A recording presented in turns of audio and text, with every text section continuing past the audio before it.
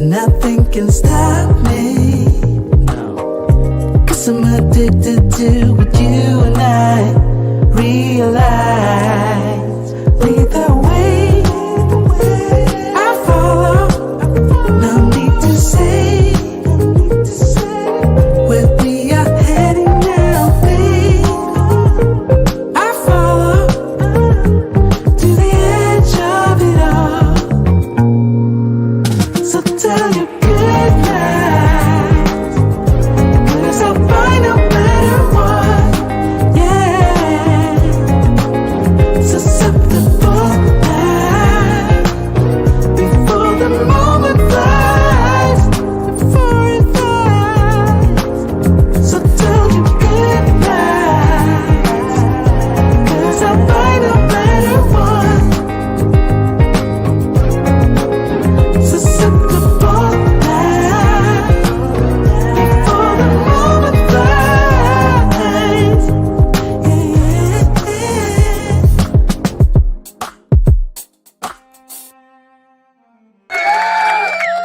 Shout out, shout out, shout out. Our brother Mediocre Tutorial Review, after his trip to Thailand, has posted several videos, as you all well know, that we've even done reaction to one of them yesterday. And also our brother Alpha Male Strategy did a reaction to Mediocre Tutorial Review. Here's the kicker. They both came from different perspectives when it came to women. Yes, when it comes to women around the world, American men have a bad habit of assuming that all women are alike. Everybody wants to run your pockets. Everybody wants to have $300 meals. Everybody wants to be cash strapped and Venmo'd. Either way, they actually think that women in other countries don't know how to choose men. We're going to talk tonight about 7 type of men that women no longer want. Seems that way in the West, and we need to get used to it. I'm going to say this again. We're going to talk tonight about 7 types of men. The reason why a lot of women cannot find a good man, cannot settle down, use their careers as an excuse for why they're still on the planet, why they end up baby mamas in record numbers, because there are 7 types of men, gentlemen, that women have given up on in the West, and you're going to have to get used to it. We're going to talk about tonight the value that these men have outside the United States and the lack of value that these men have if you're still going to remain in the United States. So let's get ready to get started, because after this show, we're going to head over to our brother Richie Mack, and we're going to watch him as he interviews our brother Mediocre Tutorial Review this evening. Once again, you are here with Andre and Andre's Love Crossing Borders.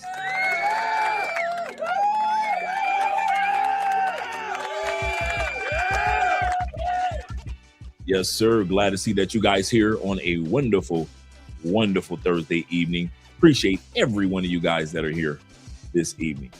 Salute right out the gate, going to our brother T-Mac. Salute to you, brother.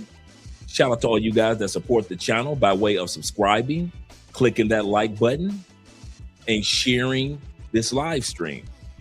This is a very important stream, guys. We're going to have some fun tonight, believe you me. Very important stream. We had fun last night. We did a 7-hour live stream. 7 hours of listening to your boy run off at the mouth. And I was still up at about 6 o'clock this morning. About 6 o'clock this morning. Then I just got back from lunch on the other side of Cali. Shout out to my brother Troy. He's going to be watching the live stream tonight. He and I hung out, talk about God, talk about the Lord, talked about Christian work around the world, and also him even opening up some doors for me where I'll be able to do some speaking in some of the Colombian prisons. So I'll be able to minister to a lot of the Colombian men and let them know, hey, been there, done that. You can build a new life after this as well, just like I have. So shout out to my brother Troy. And I pray that the opportunity opens up for me to speak in many of the Colombian prisons. Shout out to you guys that are here supporting by way of PayPal, Cash App, and Super Chat, and Bitcoin. Shout out to you guys that are supporting by way of Bitcoin as well. Appreciate you, gentlemen. My brother, brother Johnny's in the building, who we love so much. He said, thanks for the roast last night. Hey, it's all out of love, John. John, it is all out of love. I appreciate you, man. I really do. So, I'm going to tell you something, Johnny. You ready? The one thing that I appreciate about, I'm going to turn this music down just a touch bit. The one thing I love, one of the things I love about being a man, you ready? Men can use jokes to not hurt each other and not lie to each other. Women will look each other right in the face and lie. Girl, you look good for 300 pounds. Oh, girl, your black eye ain't that bad. He ain't hit you that hard. Girl, you are still stunning. You are a queen. You need to, women will sit up there and lie. I ain't never let no man hit me like that. Girl, your 3 ex-boyfriends was beating on you. What are you talking about? Women lie to women. Here's what men do. I always look at us men as if all of us were walking on ice. Once again, when it comes to men communicating as if we're all walking on ice. What's your point, Dre? One of us gonna fall and bust your butt. Men will look, hey, you all right, dog? Yeah, men will help you up. And men gonna crack some jokes. Men will crack some jokes, even though we're all walking on the same ice. The one that falls is the one we help up, but we also go crack some jokes. Women spend time criticizing each other, and they rarely, if ever, help each other up. So shout out to being a man. I love that part about us. I love that we don't take stuff personally.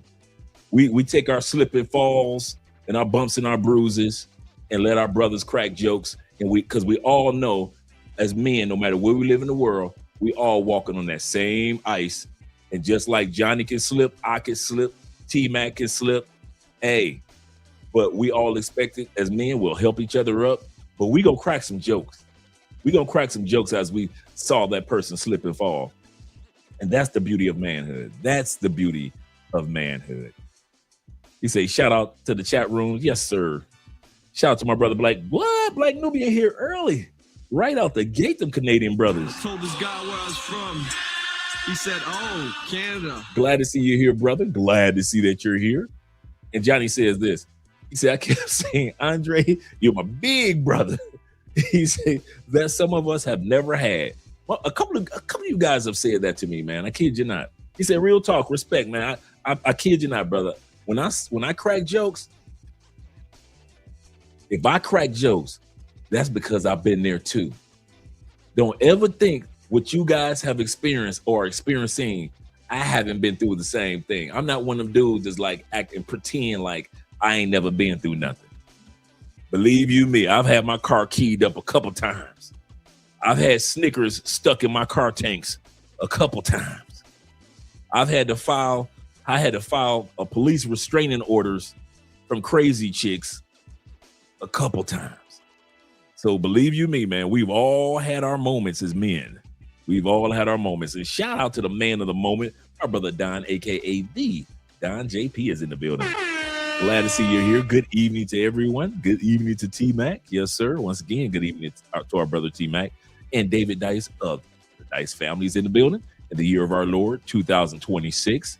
Dave says this, I have a feeling tonight's live stream is going to make the internet shake. Yes, there are 7 types of guys that women in the United States don't like, but women in other countries do. That's what I should rename it. Yes. Yes. I'm going to rename this live stream.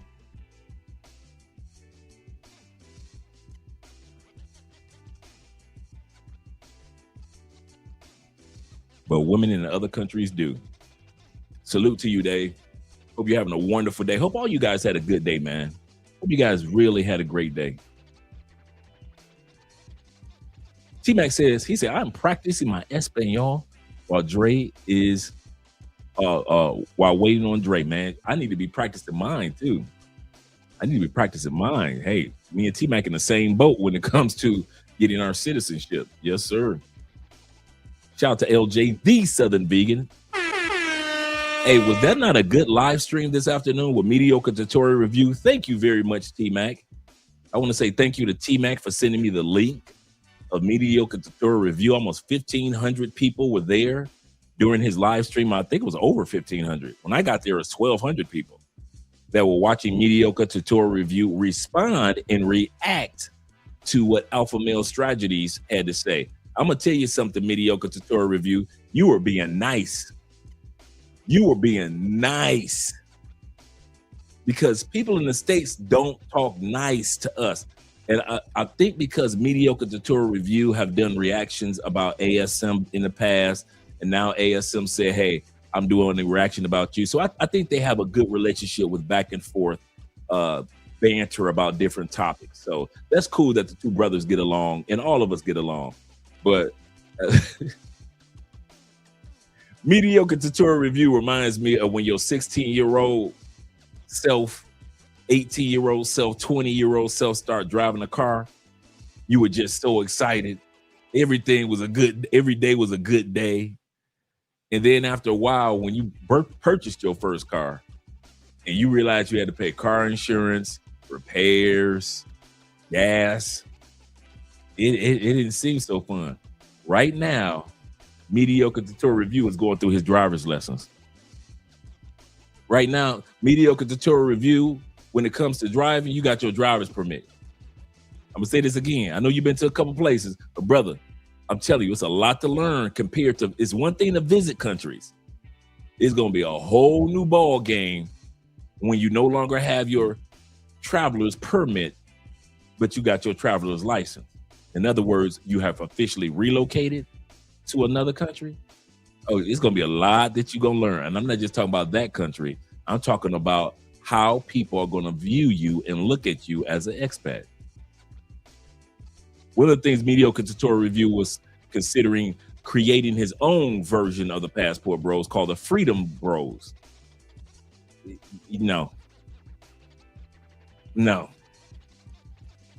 Passport Bros, Aaron of Black Men's Travel, Rob of the Passport Bro podcast, King Sigma, who created the term Passport Bro, Charles Tyler, Tailor Made Dreams, Al Grease, all these men laid a foundation for us traveling. Many of us would not be in these countries if it had not been for the Passport Bro movement. Whether you accept it, you like it or not, y'all can call it the Passport Cartel, Blue Book Gentlemen, Passport Kings. At the end of the day, the foundation for many men post-pandemic was you saw a video that one of the Passport Bros or somebody that was influenced by the Passport Bro movement or in a Passport Bro Facebook group or on the Passport Bro app, you saw what was going on in his life and you said, I need to travel and visit to that location. So to sit back and say, we're going to change the Passport Bro to the Freedom, but no, you can have the Freedom Bros. Yes, you can. Yes, you can. Just like you got the Passport Kings and the Blue Book Gentlemen. But all of them, y'all can come up with all the names y'all want.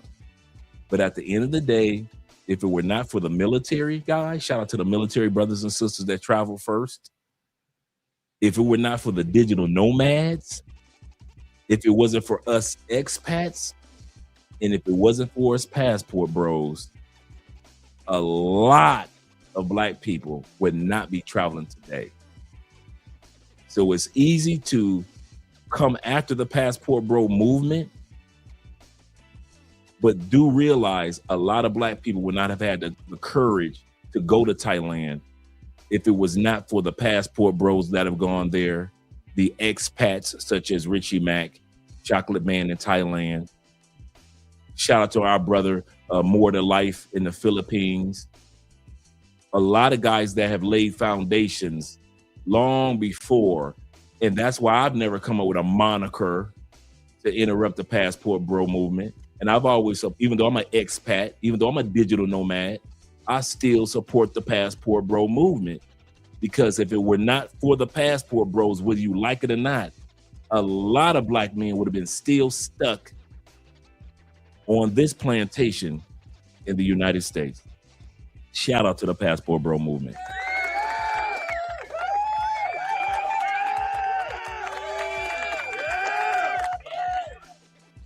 Yep, if you guys are coming to Colombia or DR, got to get that Espanol up. Absolutely correct. D is not lying. Yeah, it was great to see you, LJ, the Southern Vegan, this afternoon on our brother's MTR's live stream. He did a great job. He did a great job. Shout out to our brother ASM as well. Shout out to that brother also. Mon Spaghetti in the building. Salute to you, brother. Glad to see that you're here, man. Glad to see all 39 of you gentlemen here in the building. And salute to our brother Ronin Travelers, who's here this fine evening. Glad to see that you're here. Salute, Dre, brother Dre. Good morning from the Philippines. Good morning to all you guys that are out there in Southeast Asia. Philippines, those guys that are in Korea, those guys that are in Malaysia, Indonesia, all you guys that are in Vietnam, Mongolia, if you will. Shout out to all you guys that are out there enjoying yourself in Southeast Asia. Hope you guys are having a wonderful morning and you guys are going to have a blessed day. Also, shout out to my brother, Isaiah, being in the building. Yes, sir. Glad to see that you're here, brother. Salute to you also, man. And salute all. Come on now. Hold up.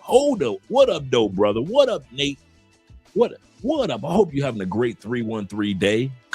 You better back the fuck up out my face, goddammit. I'm from Detroit, Michigan. Don't play with me. I'm from Detroit, Michigan. Don't play with me. I was watching Nate. I was watching a TikTok video of a brother. He is a New Yorker, right? And so he invited some of his Detroit dudes to a club.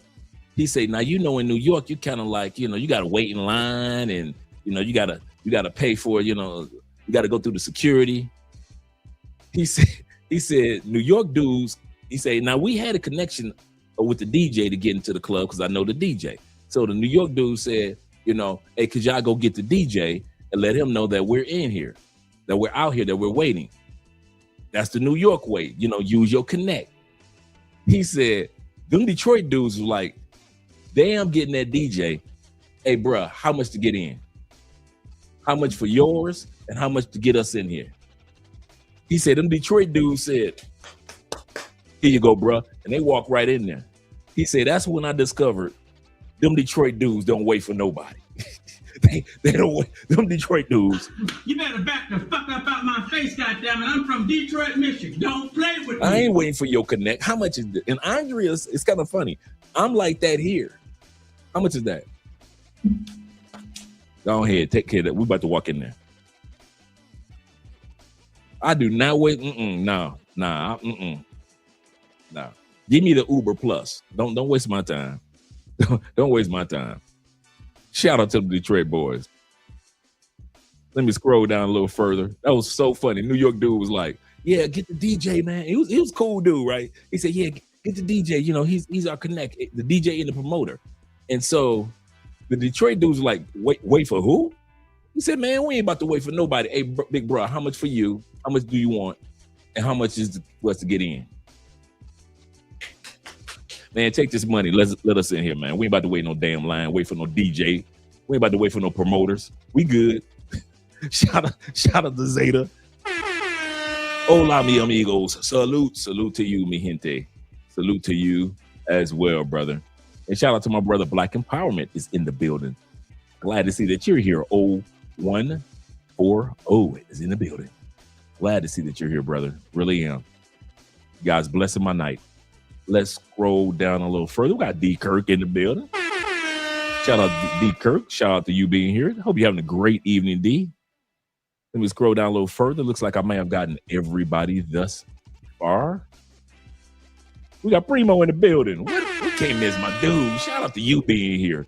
He say, check on Floyd. I believe that he's in one of the prisons. Oh, okay. Let me check on that. I'm going to check on that. Thanks, Primo. Appreciate that, brother. We got E-Man Perry in the building. Glad to see that you're here as well. Glad to see that you're here, brother. And we got Jay from LA, Mr. Clean himself, Jay Fleming. Glad to see that you're having a great evening. I hope that you're enjoying your day. He said, I'm just for a quick lunch break. Quick lunch break, Dre. It is still early here on the West Coast. This is just a quick lunch break. Shout out to you, brother. Glad to see that you're here. He said, yep, once you see you are white, we're going to clown you. Yeah, that's being a man. Well, women will sit up there and lie to each other and mess each other's lives up. Hurt women will hurt women. Divorced women will help women get divorced. Sad women will cause other women to be sad. Lying women will cause other women to lie to each other. Men be like, listen, I ain't about to go through all that. That's the one thing I love about being a man. We gonna laugh with each other. We gonna laugh at each other, but we gonna still help each other up. That's probably one of the biggest blessings I love about manhood. I'm gonna tell you something. It just hit me. I can't get how dudes do the transformer thing. It is such hell dealing with the fakeness of women. It ain't all about just I was born in a man's body, but I'm really a woman and I'm gonna get this surgery.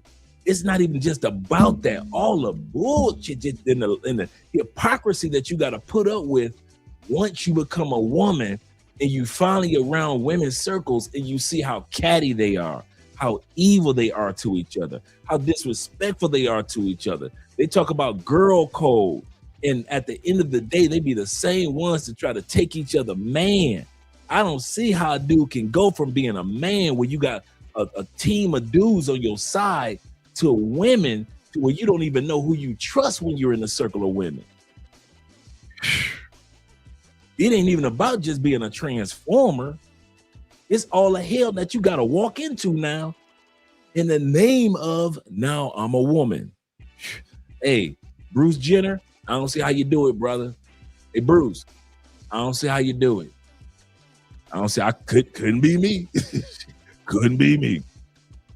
Yes, sir. Let me scroll down a little further. See who else I have here.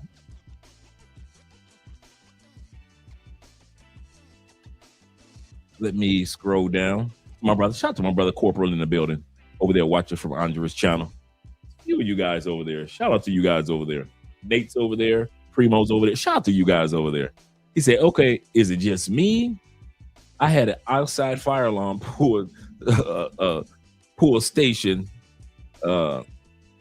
plugged by a former fling. What? No, she didn't pull a fire alarm. It's dirty. It's dirty.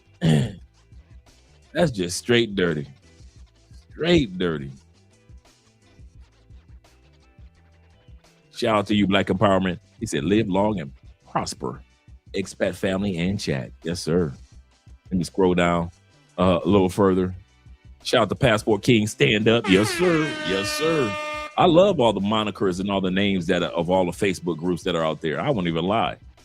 I appreciate it. Zeta said, yeah, I saw that MTR. He's live.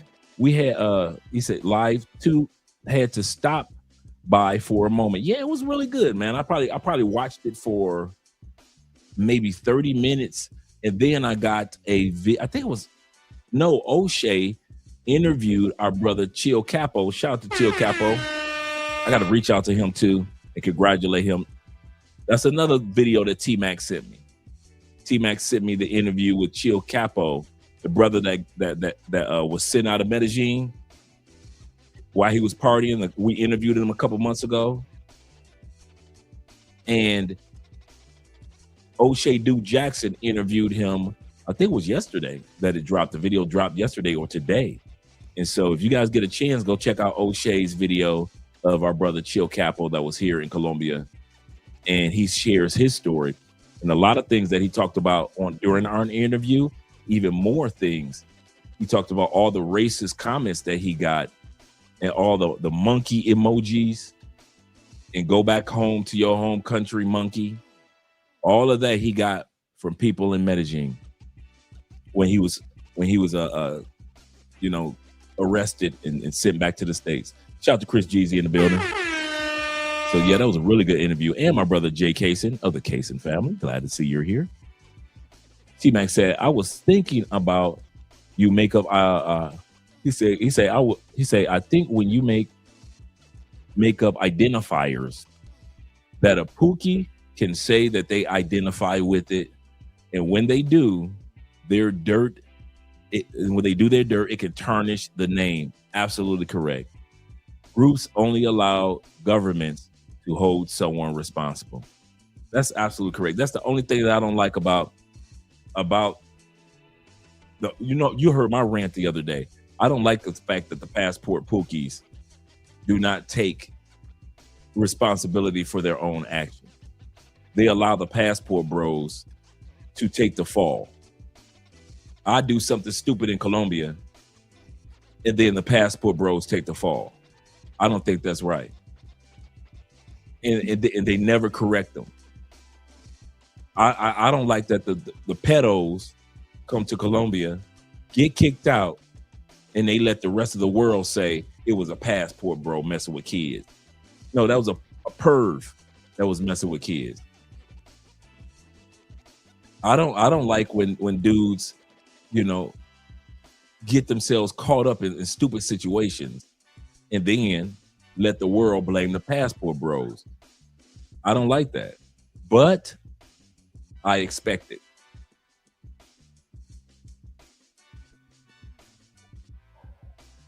They talked bad about in the 2007, 2008. American citizens talked crazy about expats that left and were working in Bali and were working in other parts of Southeast Asia and didn't want to work the 9-to-5 grind. They talked bad about expats. The digital nomad movement came right around 2011 to 2016, almost to 2019, really. They talk so bad about the digital nomad movement. Then after the pandemic, even though it started prior to, but after the pandemic, the explosion of the passport bro movement, they talk bad about the passport bro movement too. Don't y'all ever think that if you're trying to do something good, that you ain't gonna have haters. You are going to have haters. What did Abraham Lincoln say? You can make some of the people happy some of the time, but you cannot make all of the people happy all of the time. Yeah, that was a good interview. That was a really, like I said, if you guys get a chance, check it out. Shout out to my brother George in the building. Appreciate you being here, George. Really do. He said, in honored, love crossing borders, Huntsville. Shout out to them Alabama boys, them dirty South boys. Shout out to you. What you really know about the dirty side? What you really know about the dirty side? Shout out to you being here, brother. Glad to see that you're here. And Global Homie. He said, what's up? Blessings to everyone. He said, good men have checked out. That's a good point. He said, being told men ain't ish, lied about domestic V, flirting is now an assault. Plus, we know that we are seen as a wallet or ATM first and a human fifth. Yes. Fifth. You guys heard me talk about it. If you become a stepdad, you are 5th/6th in line in your own house. Okay, y'all ready? Let's do it again. If you become a stepfather or a step boyfriend, first person on level 1, the children. Nobody comes before the children. Level 2 is your woman. She thinks about the children. This is a package deal. These her kids, no matter if she's living with you or y'all living together, whatever it may be. So she's level 2. Level 3, them kids daddy. You thought you was gonna be level 3. Hell no. Don't ever think it just because you pay all the bills in that house and you're the one that's having the sex in that house and you're the one that's taking the kids to the store and buying toys and everything, that you are level 3 as a stepfather. No. And I'll say this again, and any stepfather that tells me that they are level 3, you are a lying stepfather to yourself. You lying to yourself. Any stepdad know that that man who is the father has influence over that woman's money and that woman's emotions just like you do. Cannot the baby daddy make her mad or make her happy just like you can? May not be sexual, but he can make her mad with one phone call or make her happy with one phone call. Does she not expect financial responsibility from him? Just like if you're dating her, she expects financial responsibility from you. So you ain't number 3. He number 3. Even if he locked up in jail, the kids gonna act like they daddy coming home tomorrow. In their mind and in her mind, you ain't never number 3. She'll say it to make you feel good so you don't leave her with them kids, but you ain't never number 3. Number 4, the kids' grandparents, the biological father parents and the mother's parents. You will never have more authority over those kids in your house if you're a stepdad than they grandparents. Grandparents was there day one. If you think you about to pop up from out of nowhere just because you got a nice big house that they can move into, that the kids and the mama can move into, you got another thing coming. Granddaddy will kick in your door with a cane in hand, like he Bruce Lee, like he Jet Li. Granddaddies on both sides don't care about who they grandkids with. They grandbabies. You ain't tier 4. Tier 5, the pets. Oh, you thought you was gonna at least be tier 5? Hell no. The pets. If that woman already owns a cat, them kids ain't get rid of that cat for you. If them people already own a dog, they don't care if you're allergic to dogs and cats. Those pets aren't going anywhere. Let them kids' dog come up missing since you got there. Go ahead. They had that dog for 4 years and you walk in and that dog missing in 4 months. Go on, play if you want to. Tier 6. That's where you are. If you're a stepdad, you are tier 6. You way down here. How do you get to tier 3? That's where you want to be, right? You thought when you got with her as a stepfather, it was going to be the kids, the mama, you, and then everybody else fall in place.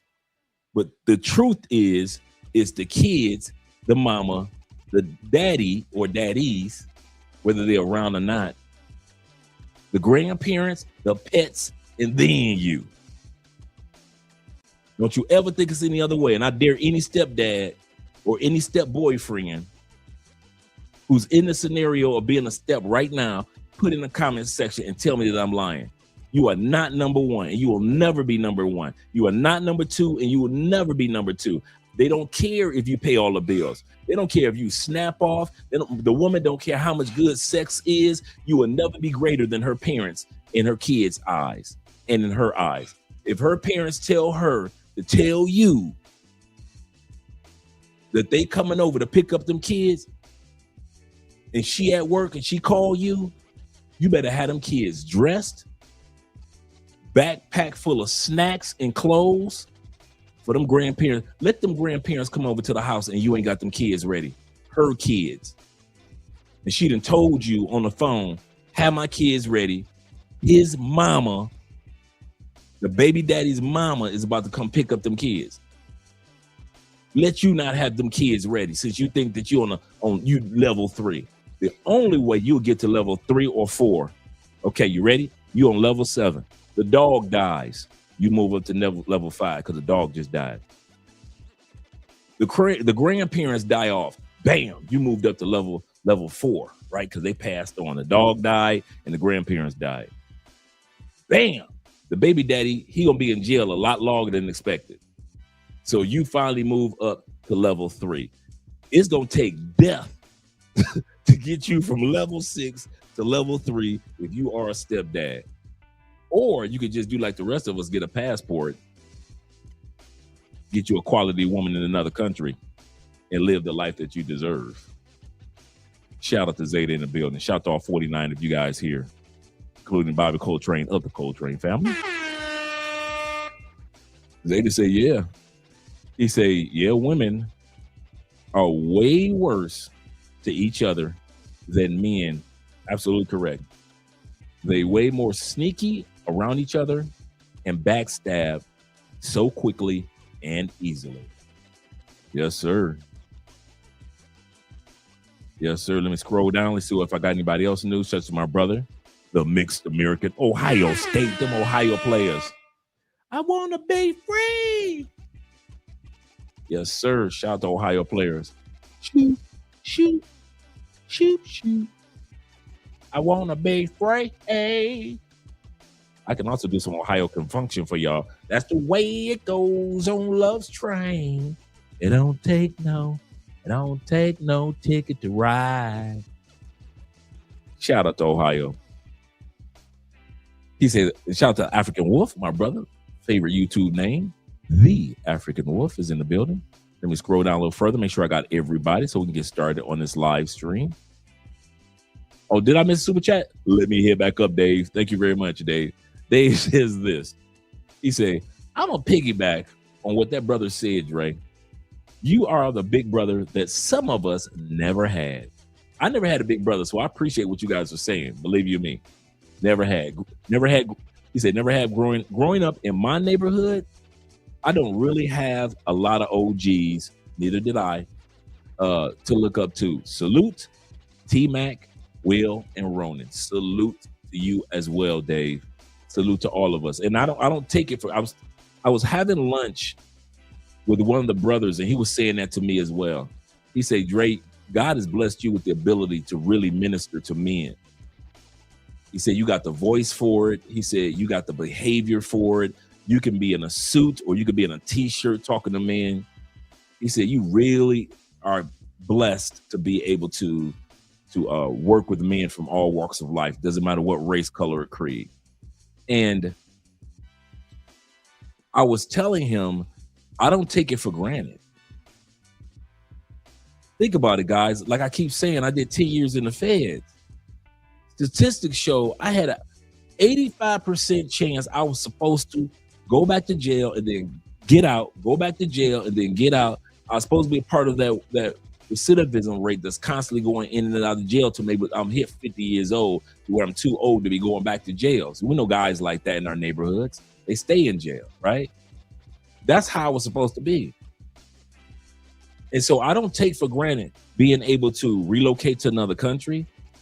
I don't take for granted my 20 years of being an academic college recruiter, helping individuals. I don't take for granted anything that I learned while I was incarcerated, because I was helping men on the inside as well, as far as education.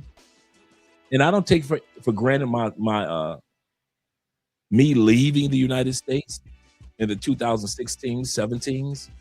And I do not take for granted our brotherhood on this channel. I really don't. And I pray for us, and I appreciate every one of us, man. And I don't say that flippantly. A lot of times I'll call you guys just to check in. Kids, you know, be check-in phone calls I do during the week, man. Just checking in. Yes, or WhatsApp, you know, or WhatsApp a message like me and T-Mac all the time, me and Will all the time. So I don't take us for granted, man. Theo all the time. Yes, sir.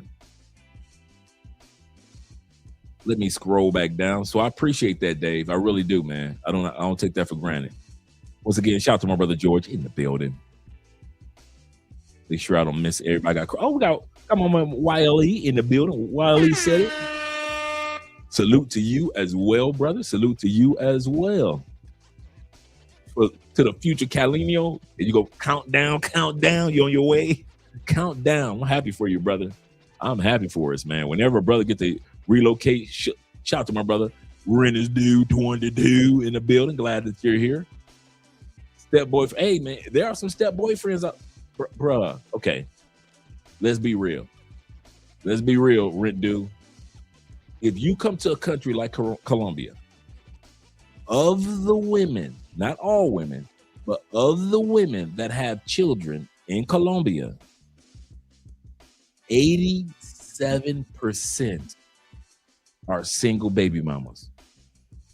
Colombia ranks number 1 in the world for baby mamas. Don't nobody got more baby mamas than Colombia. Some countries come close, like 84. Nobody got more baby mamas than Colombia, right? They get pregnant by Brian with the moto, like my brother said. My brother Troy said. Brian with the moto, it means a hood dude. Whenever you hear me say Brian with the moto in Colombia, that means just a hood dude, right? Brian with the motorcycle. So when you come to Colombia, it's very easy to run across baby mamas. It really is.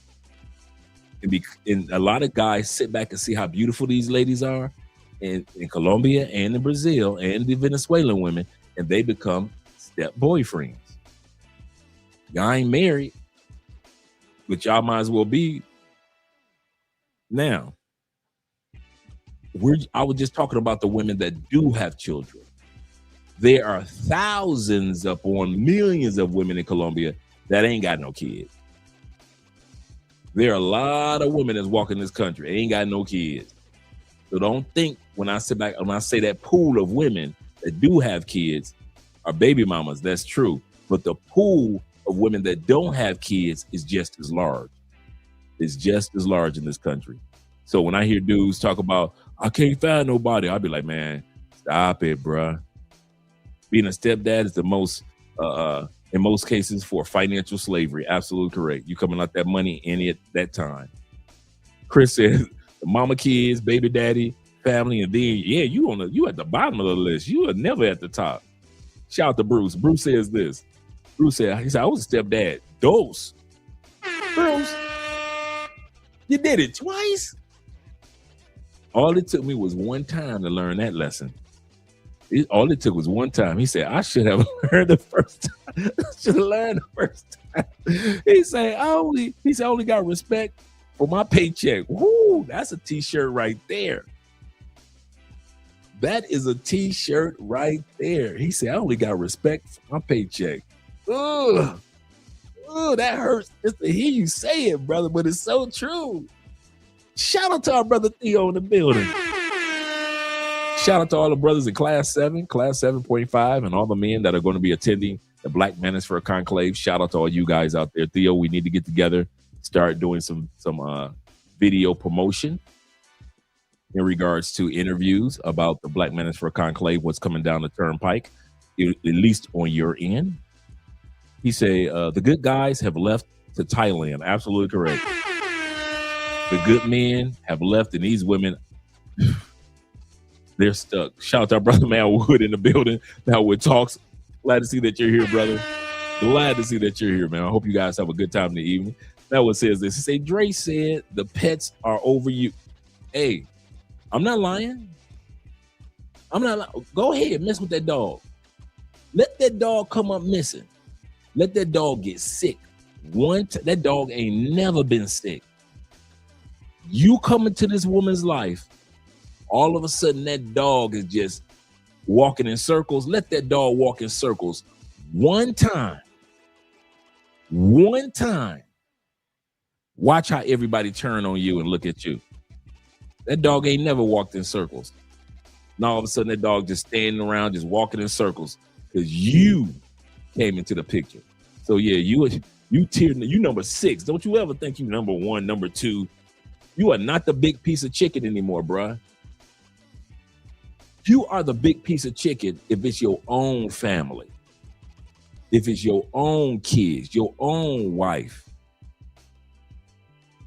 You are not the big piece of chicken if you're a stepfather. Yes, I am. Sure you are. Sure you are. Keep on believing that one. Keep hope alive. He said, it's true. You are lower than the dog when you understand. It's true. I mean, let's not lie about it. He said the dog actually destroyed the blinds. You better back the fuck up out my face, goddammit. I'm from Detroit, Michigan. Don't play with me. I hit that by mistake, but absolutely correct. Corporal S.T. Smith in the building. Glad to see you here once again. He said, Dre, he said, I was level 3. I'm gonna let you believe that one. He said, Dre, I was level 3, but that's me because the father had no contact with. So that okay.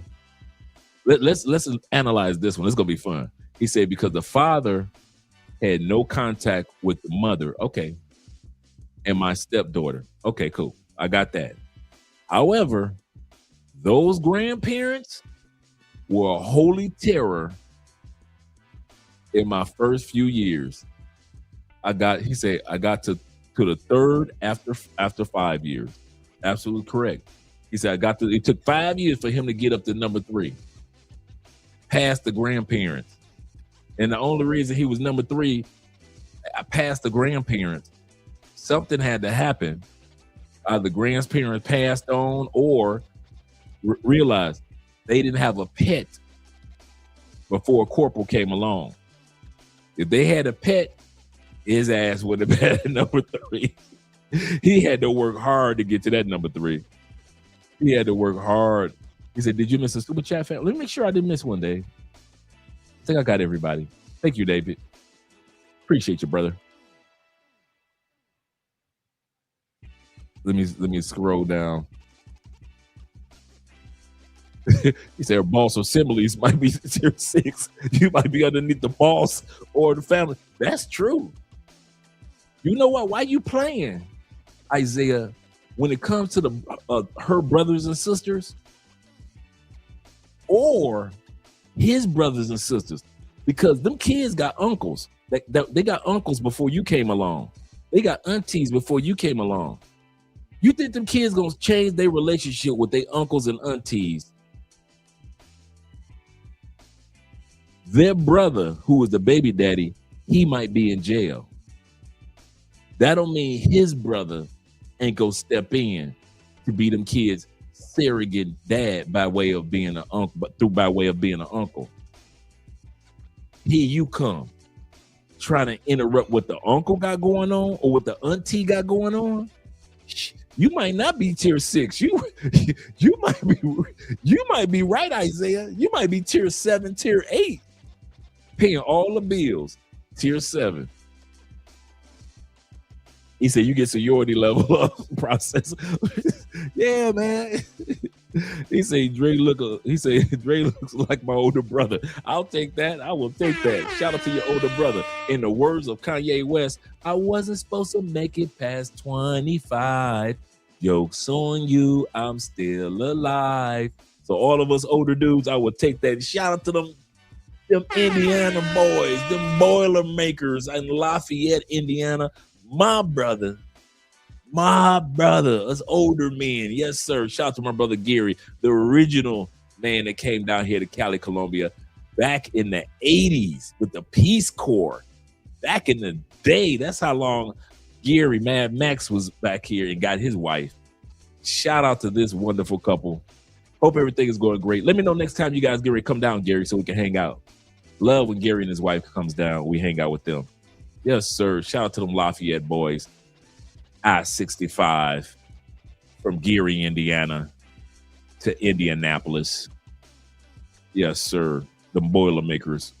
The school where who went to Purdue, the famous quarterback. Who was the famous quarterback for New Orleans Saints? Drew Brees. The school where Drew Brees graduated from, Purdue. Yes, sir. He said DR has to be hot number 2. Yeah, that's true. That's true. He said I dated a woman with older kids. Oh, okay, not older kids. Okay. So they were not involved. He said I respected The women who did not try to make the kids part of our relationship. Can't beat that. Can't beat that. Shout out to Jay Anderson, great that is, in the building. Shout out to J.A. Let's go here. Bobby Coltrane. Bobby says this. He said, I learned my lesson just dating a woman with kids. He said, mostly teenagers. He says, but I still will never date a woman with kids. He said, I'm technically scarred. I'm technically scarred. The being with a woman that will have adult children. And I'm telling you, bruh, what got me was when I was expected to be a step granddad. See, a lot of y'all don't think that far. That's why I try to share a little bit of my wisdom experience. Some of y'all think about being a stepdad. Okay, I got this. I can handle this. She's a good little girl. The mama fine and sexy. She treat me right. Bam, I can handle being a stepdad. And as soon as that little girl grow up and she have her first child, now your black ass or your white ass got to pretend that you are a step granddad.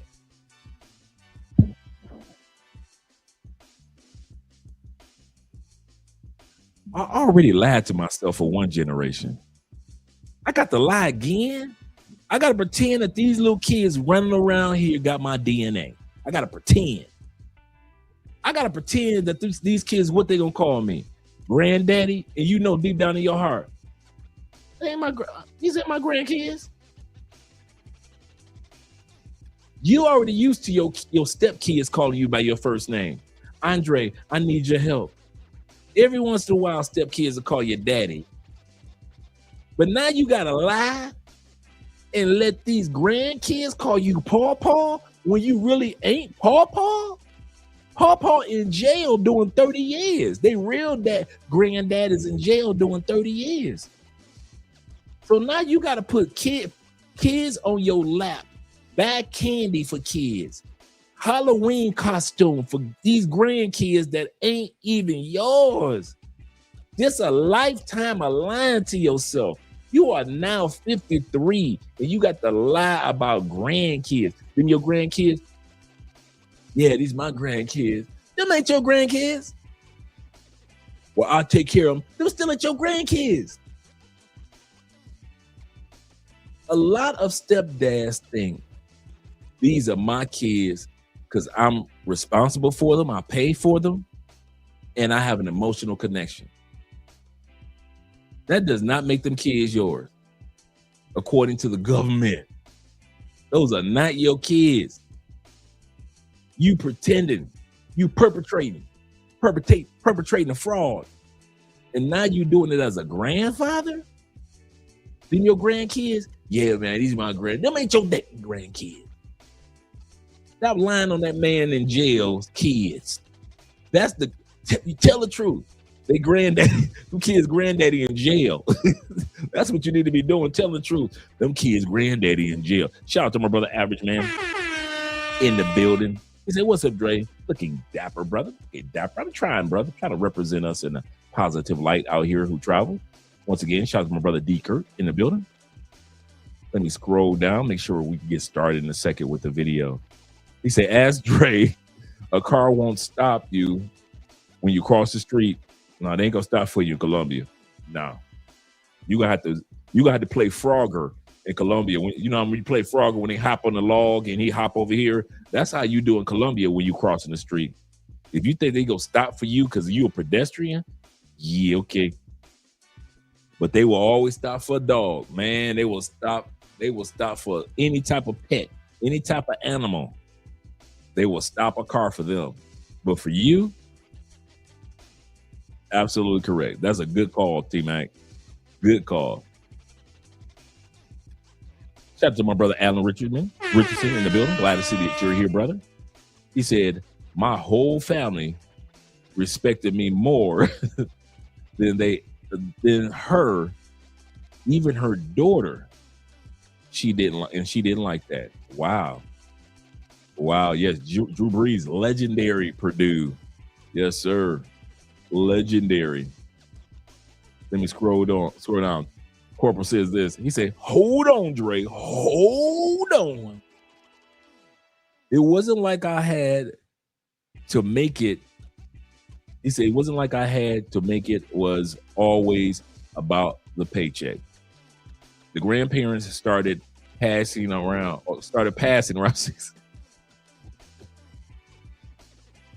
6 to 8 years. See what I said? In order for him to move up, people got to die. Did I not call it? If you're going to move up as a stepdad, everybody else got to die. So they didn't have no pets. And then the grandparents started dying off. God bless the dead. So now he able to move up to level 3. He said, but you never lied about those dogs and the fried chicken, though. You are not the big piece of chicken anymore when you're a stepdad. Them days are over. Over. T-Mac said in Colombia, you will see chicks hanging out with pet monkeys, especially in smaller cities. Absolutely correct. They will have the monkey going out to get food with them. Crazy. That's a t-shirt for you. Pussy is hell. That is a hell of a drug. It should have just been pussy as hell. Hell of a drug. Yes, sir. Make a dude want to give up his freedom and become a stepdad. That's how good coochie is. I mean, that's dipping in conversation. As I've said tonight, tonight's topic is about, let's change the music over, gentlemen. Tonight's topic is about, it's about 7 things that American women, or 7 types of men that American women no longer want. Hey, I'm done with these 7. But women in other countries do. 7 types of men that women in America don't want, but women in other countries do want you and do want guys like me. So let's get started with the video. You know how I do. I bring video receipts. Don't like men anymore. And do you know why women don't like men anymore? Because men hold women accountable. Men don't let them play the victim.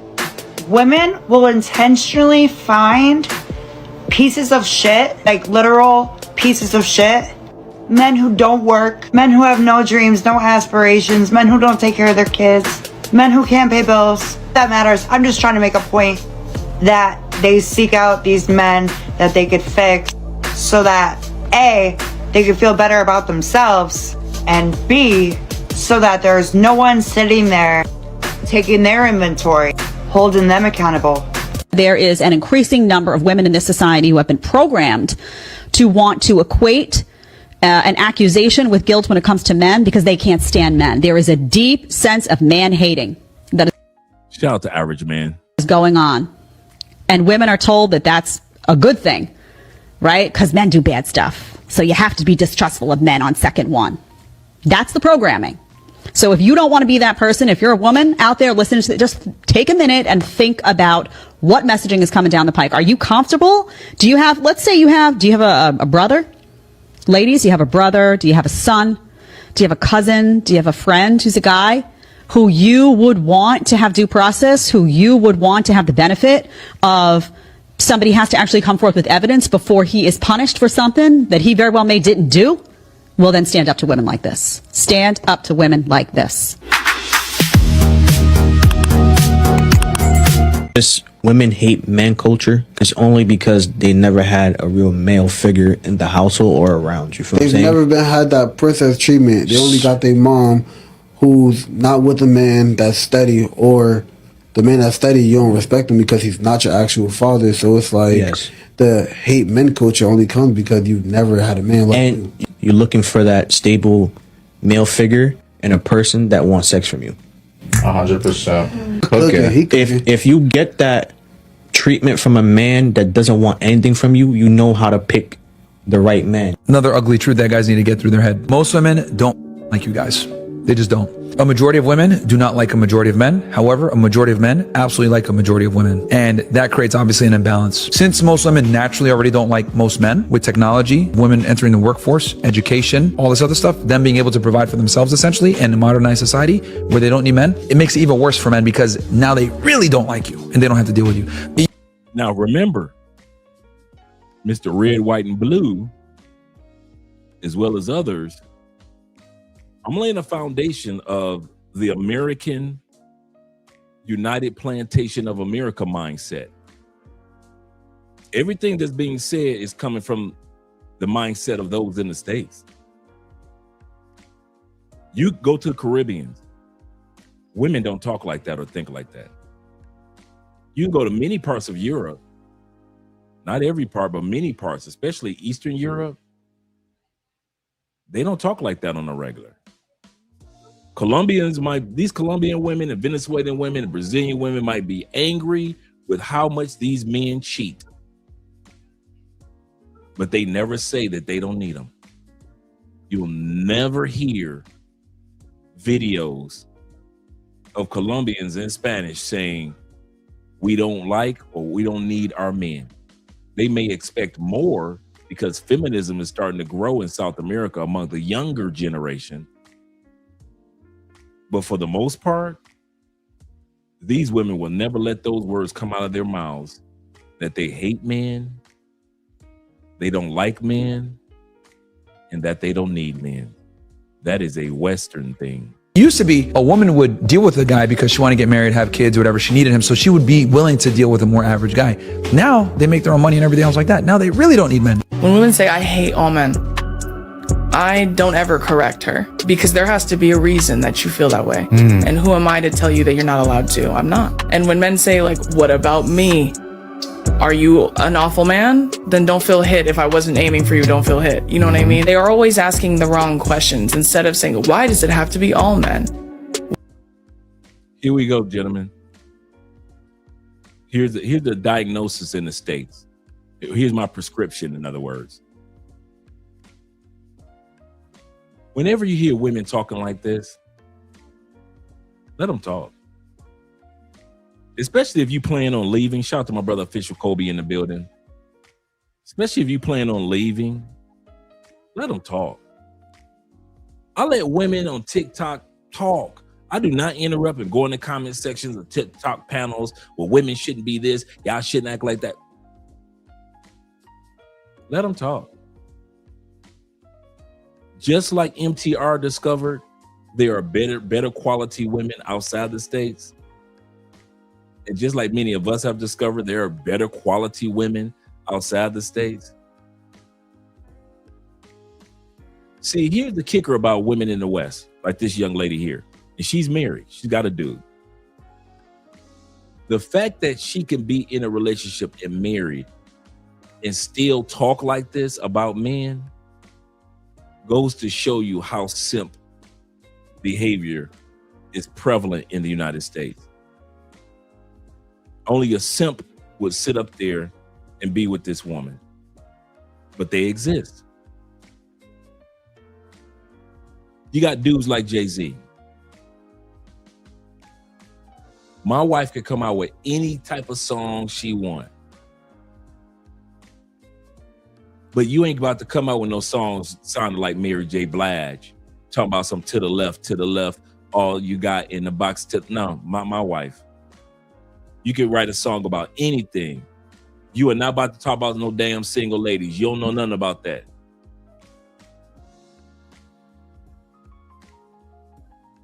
But they do it for the money. In other words, men in the States ain't got no problem simping, and women know it. You and I might not simp, but the next man might be the next Russell Wilson. So do realize, guys, when you hear women talk like this, make content, get your paper. All you content creators, get your paper. Make content about it, react to it, but let them talk.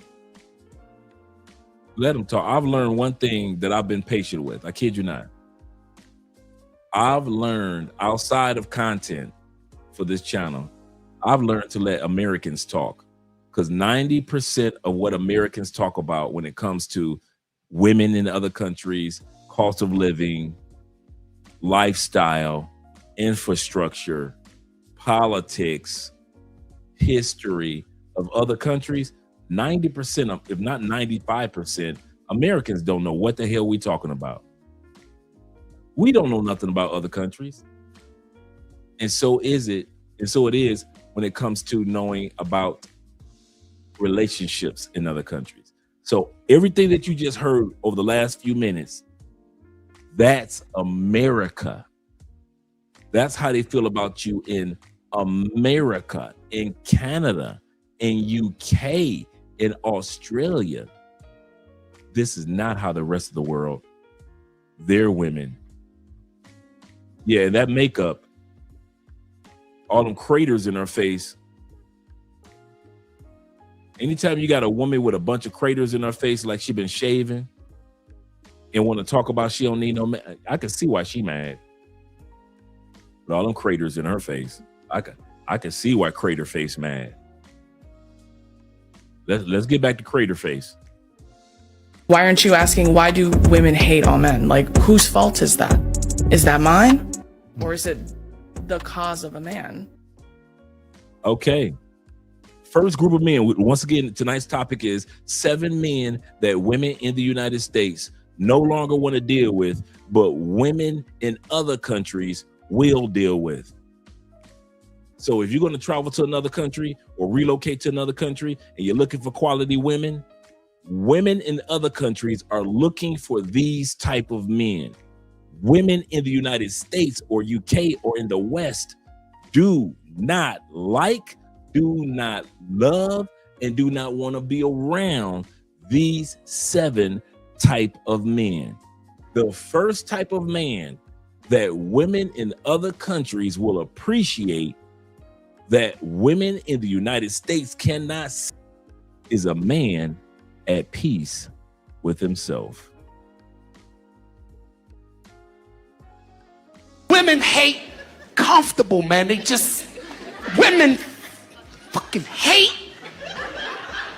If they see you comfortable,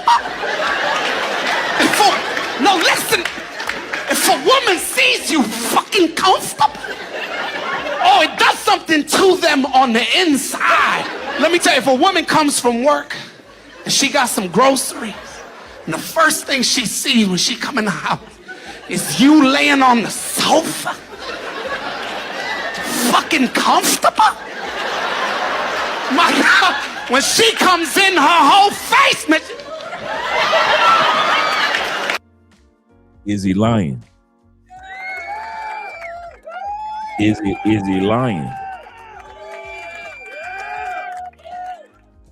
It's funny how women in the West can't stand you being at peace. In other words, comfortable. What's one of the things that you notice about women in other countries, even the pay for play? Do they not try their best to make you comfortable? They make you want to fall in love with their country, don't you? Don't they? Do not women, including pay for play, love bragging and introducing you to their country? They want you to feel comfortable while you're here in the Philippines. Hey, how long are you going to be in Thailand? I'm going to show you around. I want you to feel comfortable here in Thailand. Then get back to the States. You can't even sit on your own couch. Pay for play in Thailand make you feel good.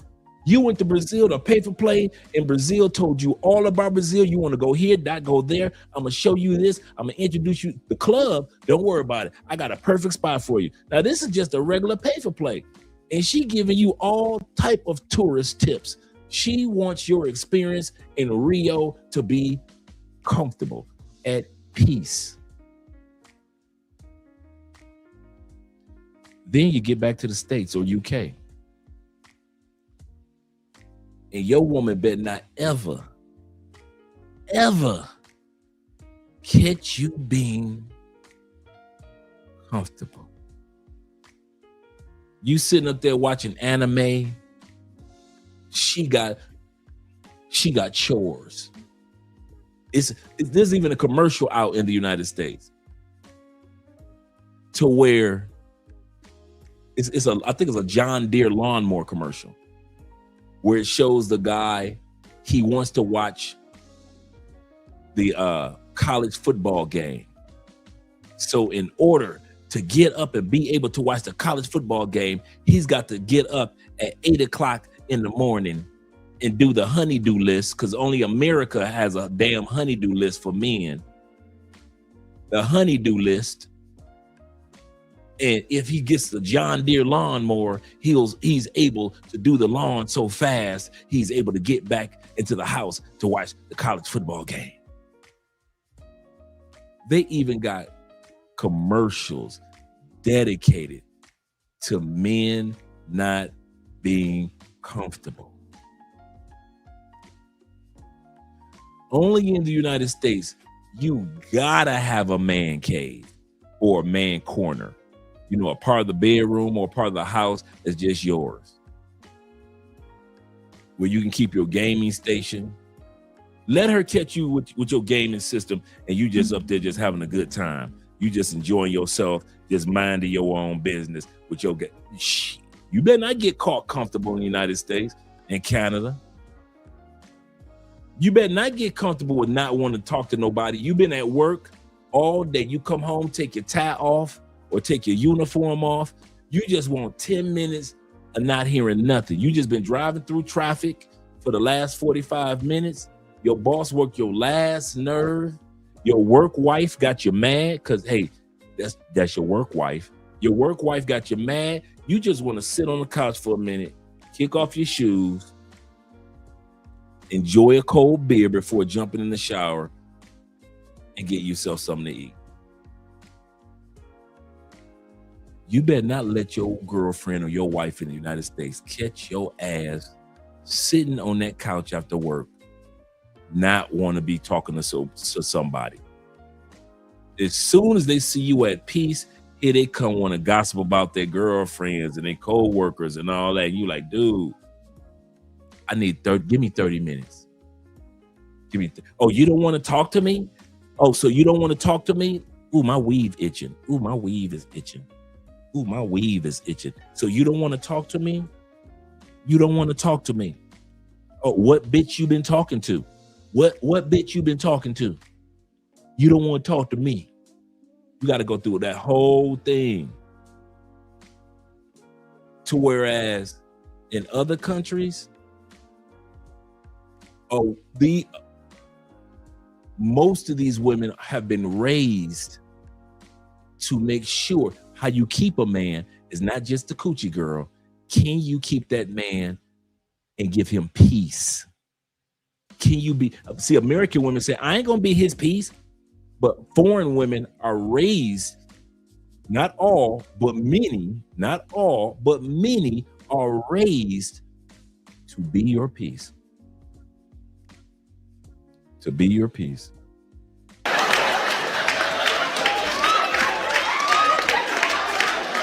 She will put the bags down slow. She will talk to women who aren't there. Look at that shit. Look at that shit. La. Once they meet a nigga that's like, oh, he's disciplined and he really care about himself, like they low key go crazy. Screaming that whole self-sabotage and shit, because there's some shorties, bro, that have an issue with you being at peace, man. Nah, that's a fact. You know what I'm saying? Like, they got a real issue with that shit. They be like, oh, why is this nigga just so okay? Right. Like, nothing bothers you, nigga. Like, bro, and they hate it when you too calm, too. Because now it's just like, oh, you nonchalant, or you better than me. Oh, yeah, nah, shorties hate a nonchalant, nigga. And that's just them projecting. Why is it that women have this incessant fucking need to not be able, it doesn't matter if it's like your wife, your girl, your sister, your mother, it's a woman thing, right? Whenever a woman sees a guy, whether it's her son, her brother, her uncle, whatever, just minding their own business, tranquilo, relaxed, they go in a chingal. Like, let me go in and fuck up their fucking day. Let me go be annoying. Let me go do some fuck shit. Why? Why does it bother you guys so much to see us fucking just at peace. I don't know about you, but I hate to see a man sleep. This, I'm bringing that back. You heard what she said. This heifer here, she said, I hate to see a man sleep.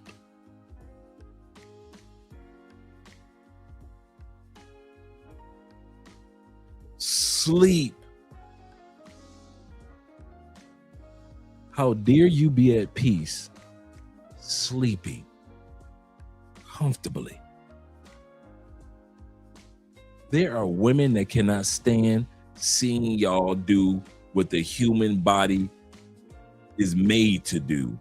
Sleep. That's how much the women in the West can't stand you.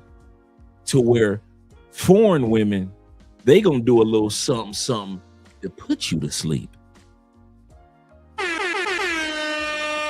They foreign women gonna have you like this. I want sex in the kitchen, over by the stove. I want put you on the counter, by the butter rolls. Hands on the table. They gonna have you on your tippy toe. Girl, we'll be making love like the restaurant was closed.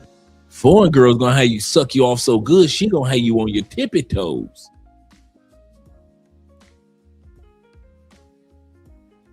Western women, they can't even stand to see you sleep. What type of ish is this? I hate to see a man sleep. I guess this is rule number 617 in the Deluluville Handbook. A man sleeping is an automatic red flag and grounds for separation. I don't know what it is. This is bullshit. Something about watching them close their eyes. Wake the fuck up. And be at rest. I'm only laying here with my eyes closed trying to get some goddamn sleep. If you're a man, keep scrolling. Ladies, specifically wives or women who live with your male partner, tell me if this is normal or if I'm just a terrible person. Nothing stresses me out more than when my husband is relaxing. I hate when my husband is resting and at peace. Women say they want their husbands working. Women in other countries feel so proud to see their man at peace. Not all, but most. And most women back in the States, no matter, as y'all can see, no matter what race, color, or creed, these women don't even want to see y'all rest. This woman said, I don't want to see my husband sitting down. I get perturbed if I see him sitting down. Let's bring that back for you.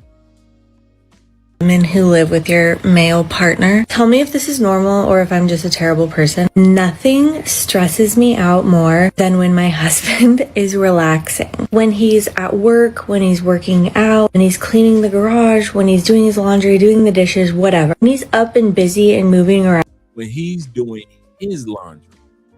So she doing laundry for everybody else. Boy, you American man, y'all some soft motherfuckers. Ain't no way in hell I'm be in the same house with somebody. They doing the kids' laundry and they doing their laundry. And you couldn't stick a load of my clothes, socks, underwear, my drawers, a couple of shirts off in there too. It ain't like you washing them by hand. It's a machine doing all the work. You telling me it's that hard to stick my clothes in a dryer? Man, you dudes in the West, y'all suffering, bro.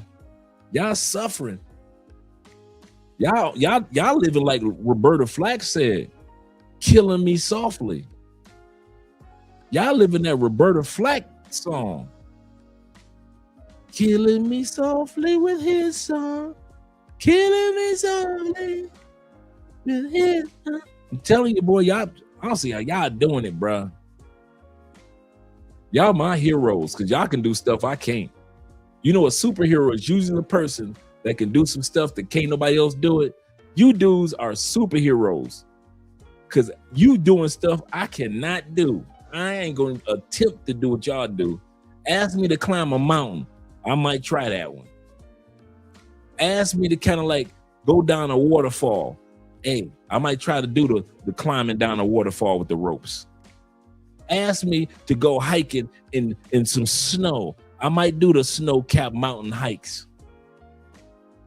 Ask me to be in a relationship in the States. Hell no, can't do it. Can't coach them. Can't play with them, can't coach them. No, man, y'all my heroes, man. Heroes are the dudes that can do stuff can't nobody else do. And I can't do it. I can't do it. I don't see how y'all deal with these women. She said, as long as I see my man in motion, as long as he's working out, as long as he's doing his own laundry, house full of people, and this grown man got to go to work and then come home and do his own laundry. Boy, y'all better men than me. Hey, hell up out of here. Let's bring that back. I want y'all to hear what I heard. I want y'all to hear exactly what I heard.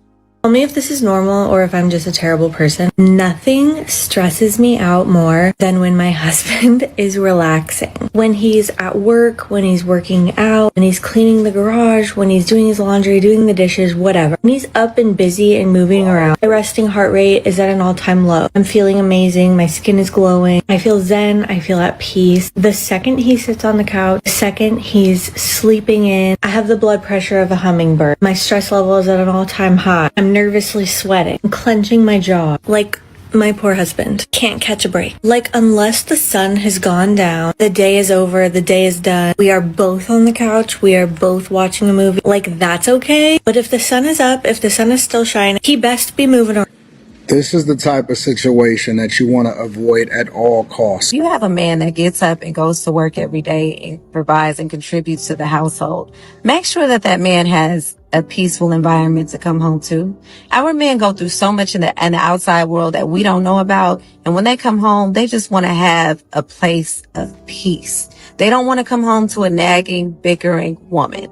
See, ladies, scripture tells us that it's better for a man to live on the roof of his house than to live inside of the house with a quarrelsome woman. Okay, so ladies, it's our job to set the tone in our homes, to provide that warmth, to provide that love. You think this is normal? You work all day and then hide out here instead of being inside. I want 10 minutes of peace.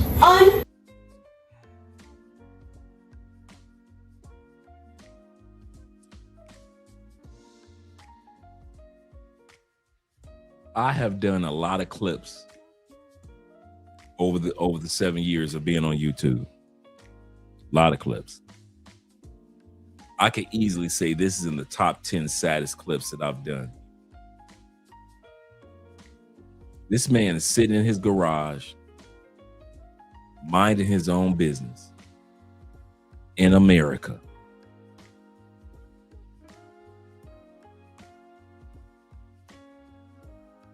Probably just got off work. His position has just come almost like a slouched over position. This woman is yelling at the top of her lungs. And he calmly says, all I want is 5 minutes of peace.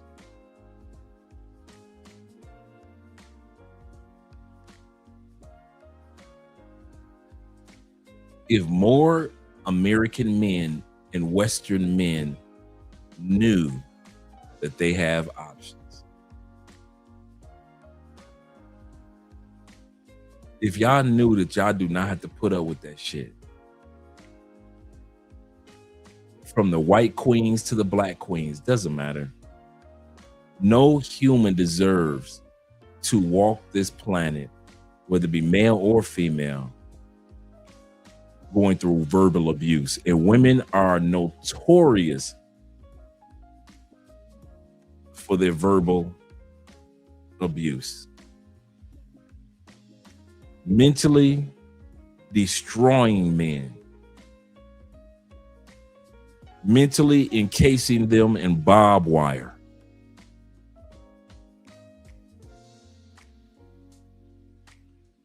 But like I said, you will never hear me tell an American woman to leave America, and you will never hear me tell you American men to leave America.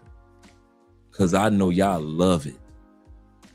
Y'all love shit just like this. Y'all love the yelling. Y'all love the disrespect. And don't say that you don't, because if you didn't, you wouldn't stay there for the bullshit. And don't blame it. I ain't got no money. You should be plotting to get out the States, just like the rest of us had to do. I didn't just walk outside the United States. I just got a passport and I just started walking to the border. I had to plot. Taylor Made Dreams had to plot. Al Grease had to plot. Aaron from Black Men's Travel had to plot. T-Mac had to plot. Will had to plot. Jay Clyde, all of us. Jay Fleming, all of us had to plot to start traveling outside the United States. We had to come up with a plan, whether it would start from zero with nothing. We had to plot. Okay, my daughter is this age. By the time my daughter turns that age, okay, I should at least travel to Colombia 3 times or Brazil 3 times. By the time she turns 17, okay, by the time she turns 17, okay, I'll probably be in her life kind of about another 3 more years. She might need me. So by the time she turned 21, I should be able to. But by the time she turned 21, I got 5 DR trips in.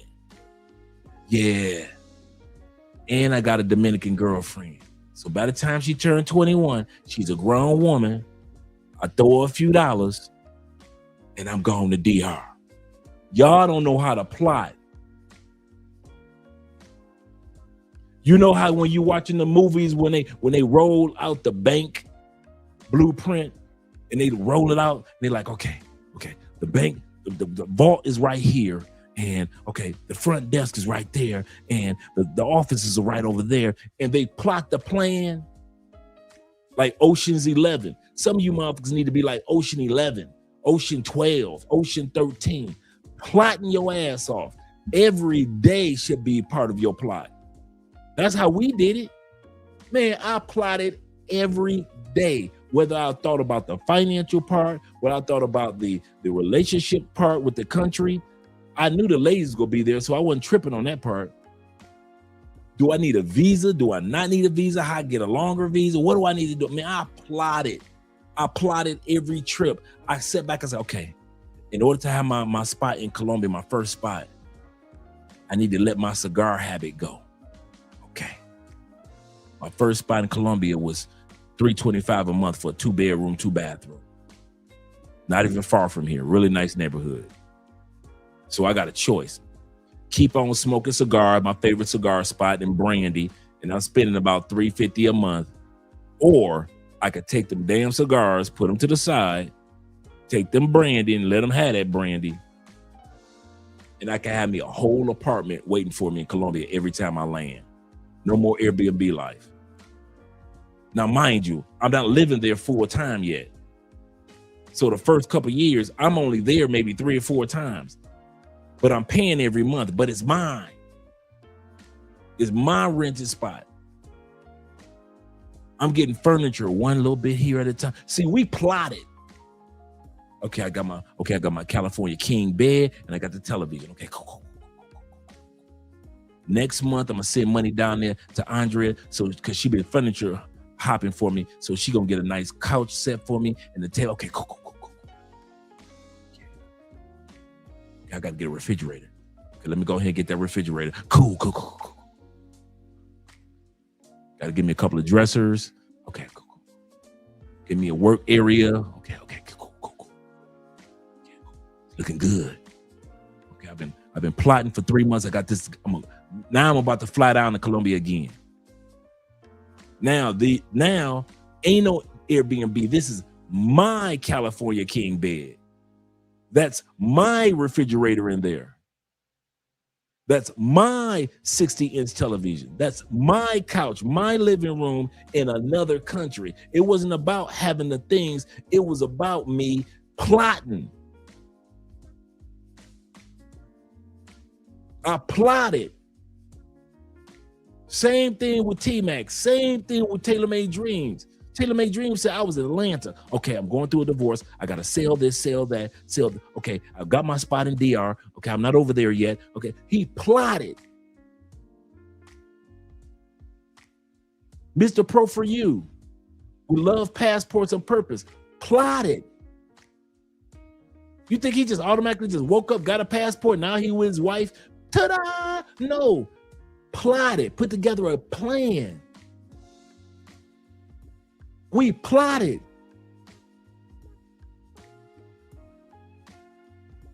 But the reason why I don't try to convince men in the United States to leave the United States, because y'all love this shit here. The way that women talk to you, the way that women treat you. They laugh at you because there's more women working than men. They mock you. We get the most degrees. They laugh at you. There are more women with houses than men. Why do y'all stick around for that? Y'all literally stick around for the, you know what I think what it is? Men are used to ass whoopings. White boys got ass whoopings. Black boys got ass whoopings. What do we have in common? We got used to those ass whoopings. We got used to those verbal abuses. Your daddy wasn't shit and you ain't gonna be shit. Right? If you don't get your ass in there and do that motherfucking homework, I will break your gut and get your... Did I not tell your stupid ass to go clean that backyard up? Let me have to say this again. We are so used to women as black men and white men and Latin men and Asian men with the tiger moms. We are so used to verbal abuse for women as a youth. We become numb to it once we become adults. So when a woman is talking crazy as fuck and the rest of the world can see it, we can't. We're so numb to it. This is why I don't try to convince men from America to leave. We become so numb to it, and the person who loves you the most is always the one that talks crazy to you the most. It was first your mama, your mammy used to talk crazy to you. Then your first couple girlfriends, you thought it was cute. Then you got married and now your wife in the States. I don't need this ish. I got plenty of men. They talk crazy to you. And if a man like me or MTR or Richie Mac Zoom to Thailand lets you know that you got options, you dang near cuss us out. But the woman that's talking crazy to you at the house, you ain't cussing at her at all. You just do just like this one dude. We're gonna bring that back.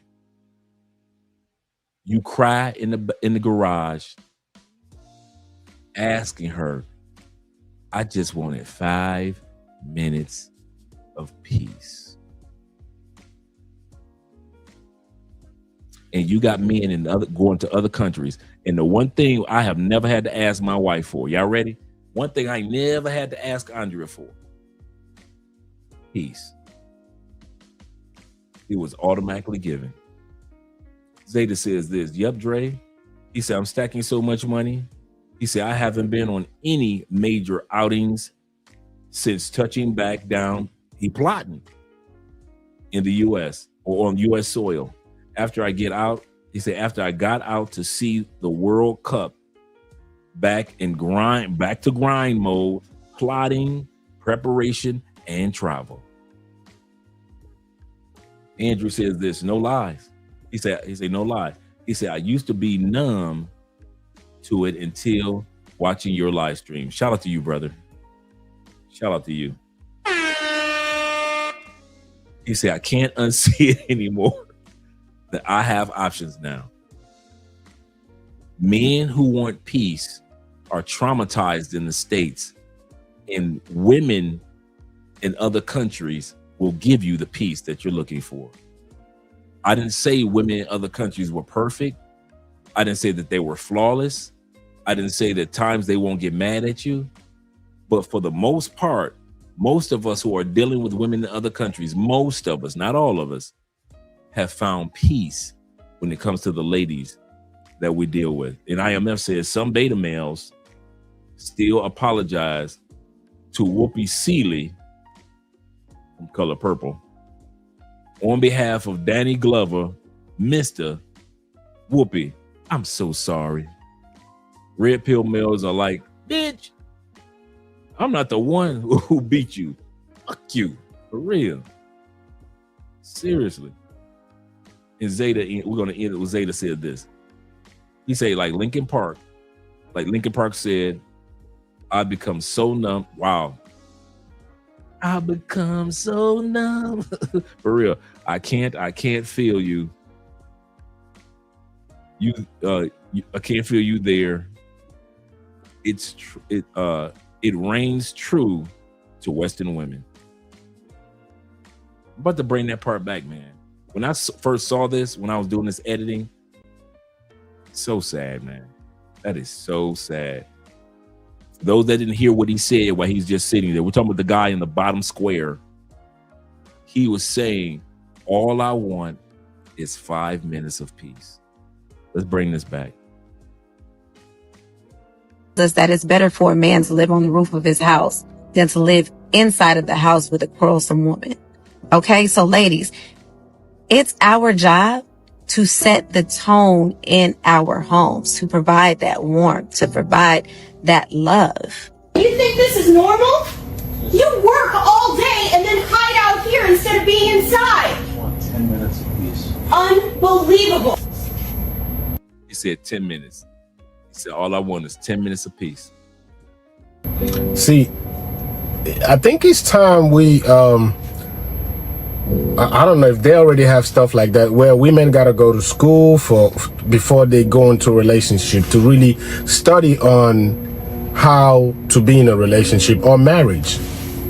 Because this is, I mean, as a man, I think it's time I need to see a certificate that you actually went to the school before I marry you or date you. Because this, as a man, you don't own anything. You thought you got a wife? No, it's so many of them fucking her. You thought you got kids? No, she's gonna take that away from you. Well, how about your house? No, you don't get that either. How about my peace? No, you don't get it too. So, number 2. So we looked at the first of 7 men that we're going to look at tonight. 7 types of men that women in the United States no longer want and women in other countries do. Women in other countries do want these men, but women in America criticize, put down, and belittle these type of men. Number 2 type of men that women in the United States cannot stand to see: a happy man in an interracial relationship. In other countries, is the norm. It's the norm when you travel to other countries, whether you be black or white, doesn't matter. Being in interracial relationships as an expat is almost expected, except for if you go into the continent of Africa or Europe and you're dating Afro-Europeans. But interracial relationships, they don't like that. But in other countries, they have no problem embracing you with interracial relationships.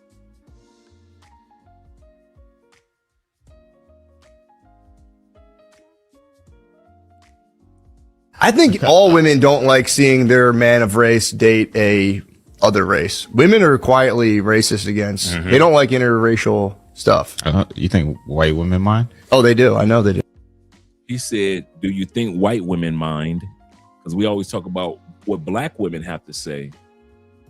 And this white brother said, oh, I know they do. I know white women hate when white men are in interracial relationships.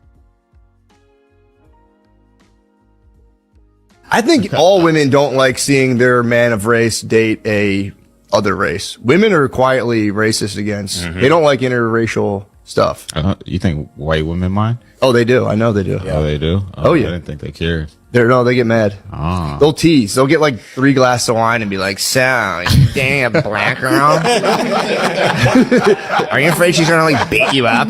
They get like a couple glasses of white wine and all their dad's information just trickles out. Reasons why white men pursue black women, and this is like part 3. The white savior complex. Yes, some white men do feel like they are saving a black woman from trauma, poverty, or whatever situation that they are in. Some of them genuinely feel that the only way for a black...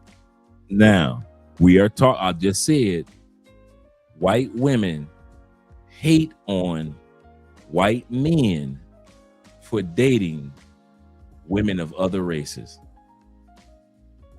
We normally hear from black women talking reckless about black men dating other races.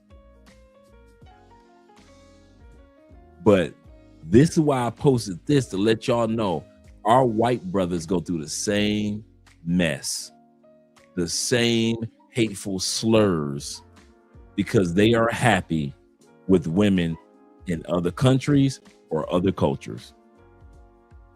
Yep, Brad goes through it too. Good way of putting it, Zeta.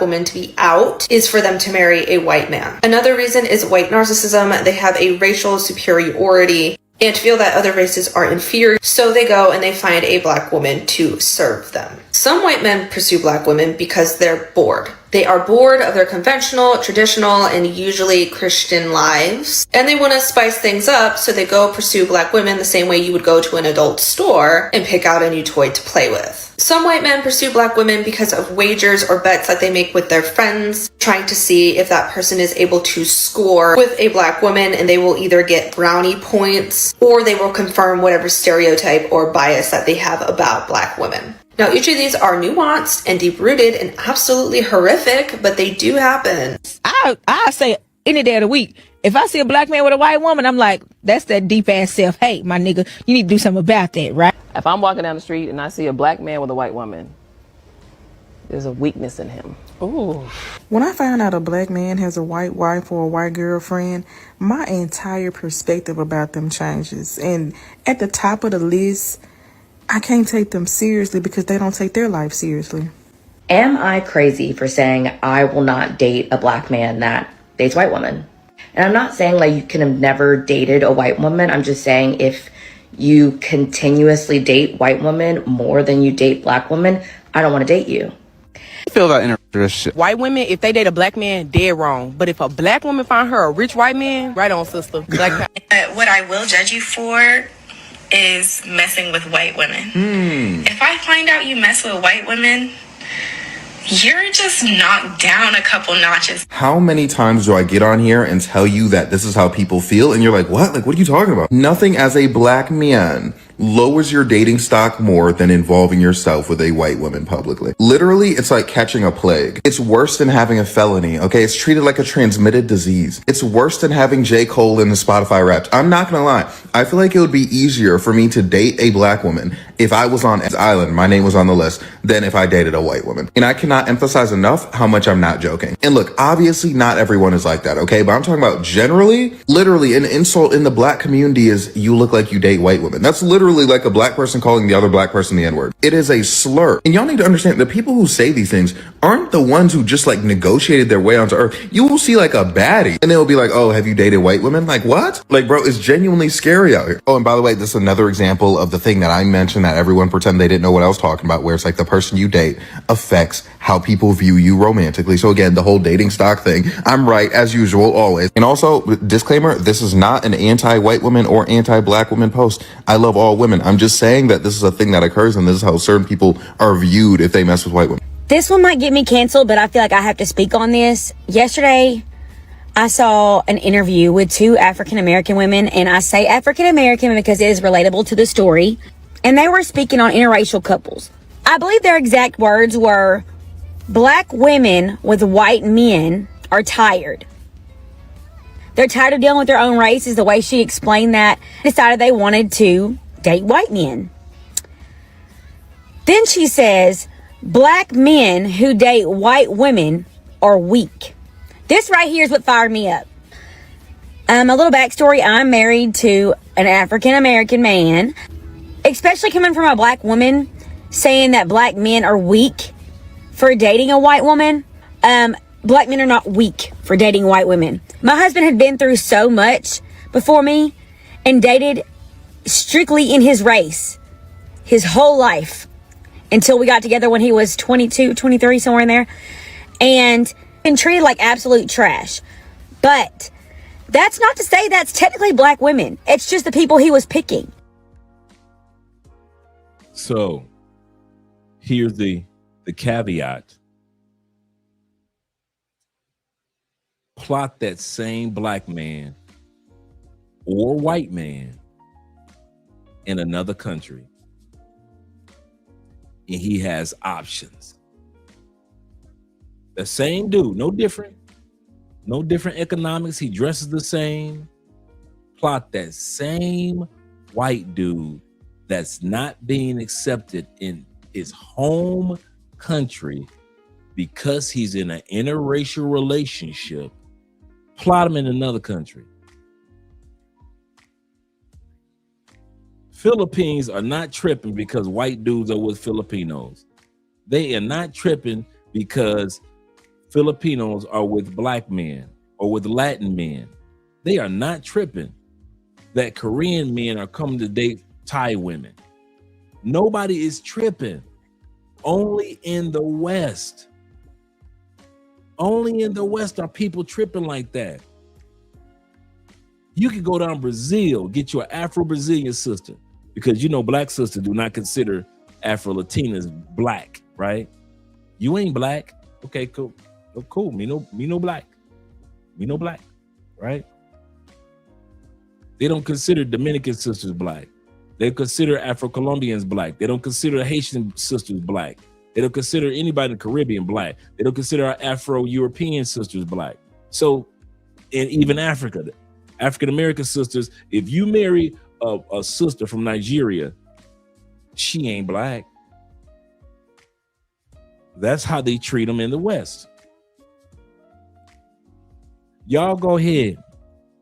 Keep on struggling in the States with these chicks, man. Keep on playing these games as if they're going to stop being stupid. They're not going to stop. The harassment that you're going to go through and little snide remarks that you're going to go through will always be there. He's weak. He has self-hatred. He don't love his mama. White guy, you're a narcissist. That's the only reason you're with that Black girl. White guy, it's a fetish. You don't love her. It's just a fetish. Crazy.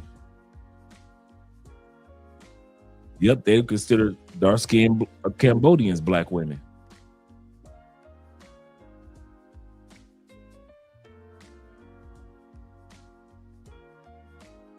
It's sad. Madness. These Kikakishas say what it is and isn't Black. But it don't matter. You know why? Because y'all ain't going nowhere. Don't matter. This live stream and these lights and cameras going to go out. And when these cameras and lights going to go out, most of you guys going to still stay there until your 80s. Yeah, you could have moved to another country.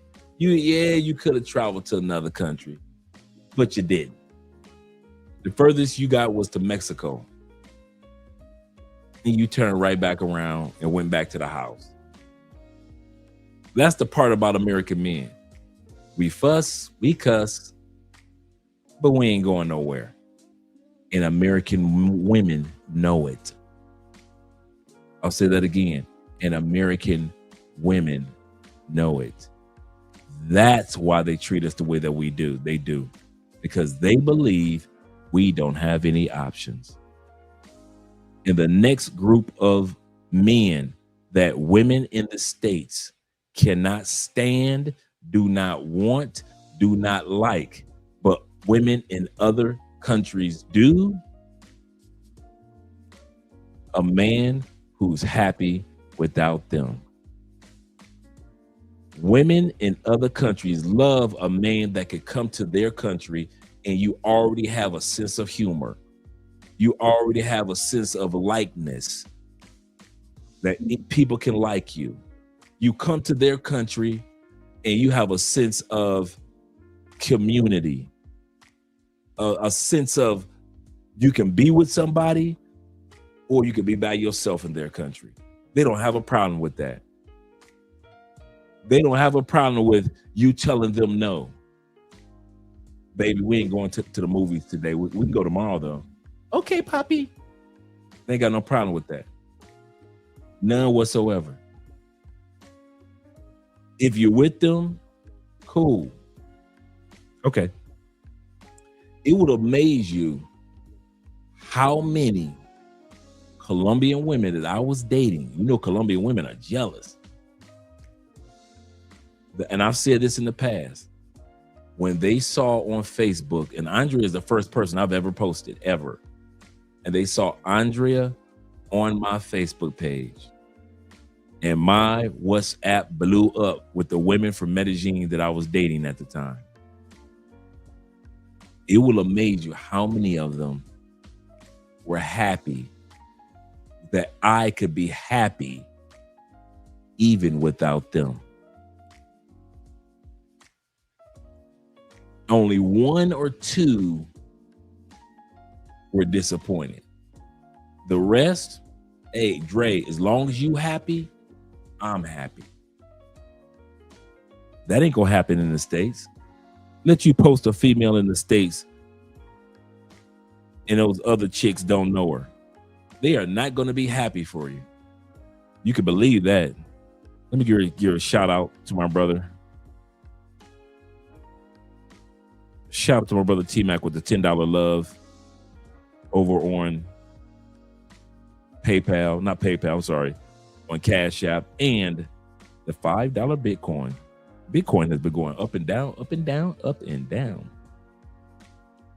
Let's go. Women do not like you in the West if you are happy without them.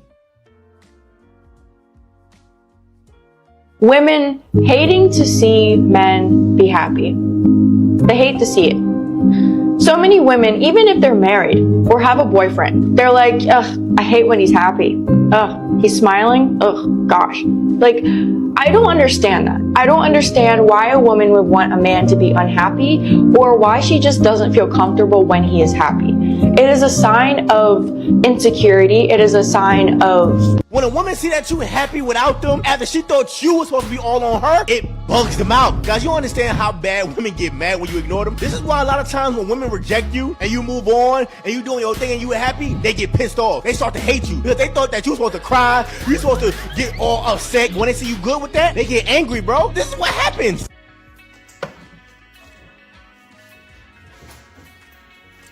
Pack it up, pack it in, let me begin. I came to win, but I'm in to sin. I won't ever slack up. You better back up. Try and play the role and you're the whole crew will act up. Get up. Are you real? Put your hands up. Oh my god, are you serious? What is wrong with you? I hate when men Lie or broke. breathe. Exist. Jesus. This man was standing there just having fun in the kitchen that he's paying for, minding his business, ain't bothered nobody. Here she comes. I know IMF.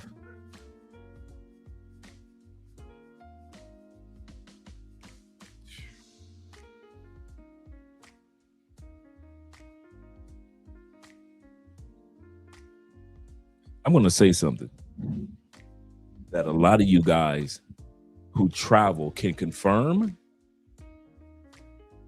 And some of you guys that are going to be traveling more and relocating to other countries will experience. There will come a time where you're going to go through a learning curve. Many of us are so used to how women in the West treat us that when we finally experience women in other countries, it's going to be foreign to you. You think learning Spanish is foreign to you. Portuguese is foreign to you. Learning one of the languages in the Philippines or Thailand is foreign to you. And that's true. Another thing that's going to be foreign to you guys is how women in other countries treat you. I had to learn it. I know some of the other guys who travel in the comments, they've had to learn it. I had to learn to enjoy my wife bringing me a plate of food or a cup of coffee. I wasn't used to that. I was used to, you got two hands, go get your own. Like a lot of you guys. And don't give me that it's just because you couldn't, that alpha male strategy bullshit. It's just because you couldn't control your women. See, if you control your women, nah, bruh. That's just a Western thing. That's just a thing in the West. See, if you had enough money, she'd bring you a cup of coffee. Why should I have enough money for a woman to bring me a cup of coffee? I need enough money for a woman to bring me a cup of coffee? What the?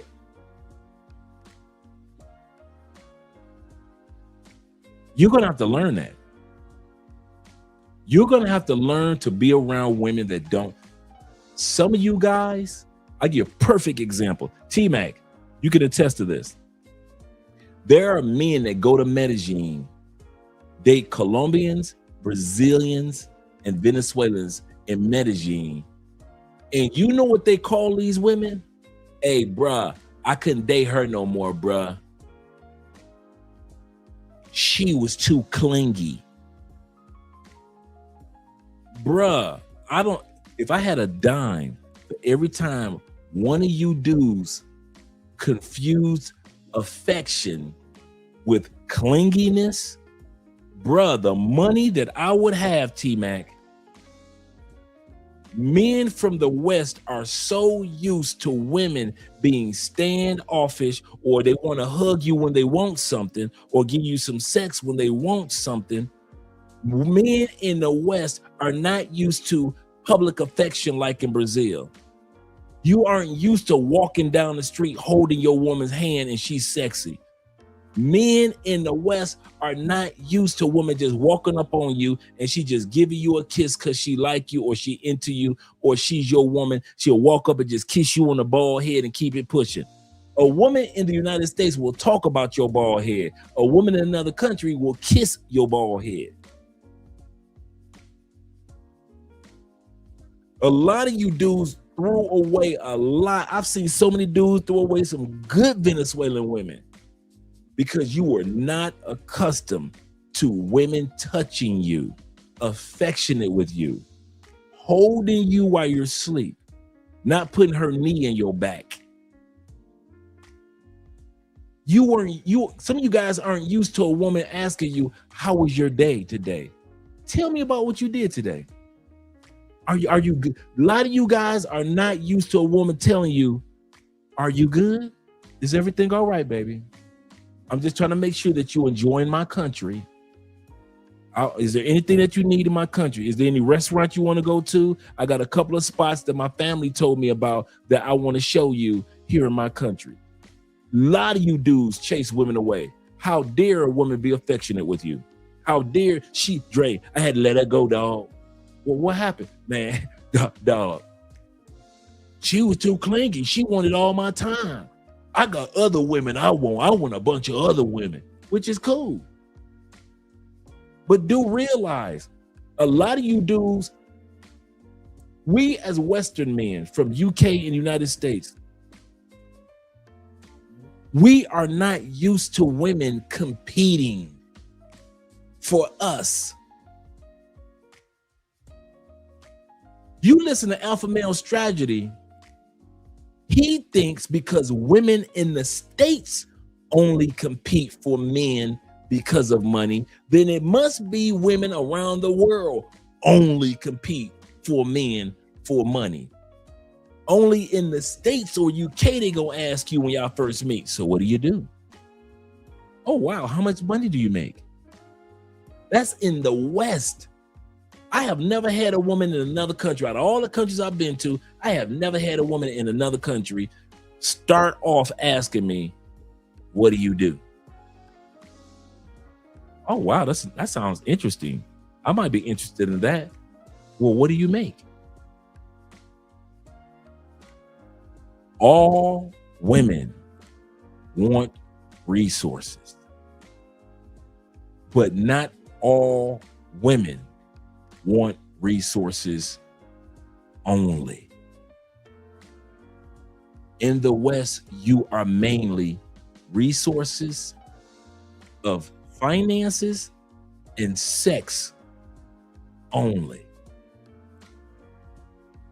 Other than that, they expect you to shut up and help them take care of their kids, right? They expect you to shut up and bring that money in. They expect you to shut up, don't say nothing else. I will cuss you out like your mama did. Don't you talk to no black woman like that. You respect the queen, right? Let's be real. So when we get to other countries, guys, there's a learning curve. So you guys, this is the funny part. Hey, Zeta, they're taking it for granted that I'm saying that there's a learning curve. It's easy to think Andre don't know what he's talking about while you're still in the States.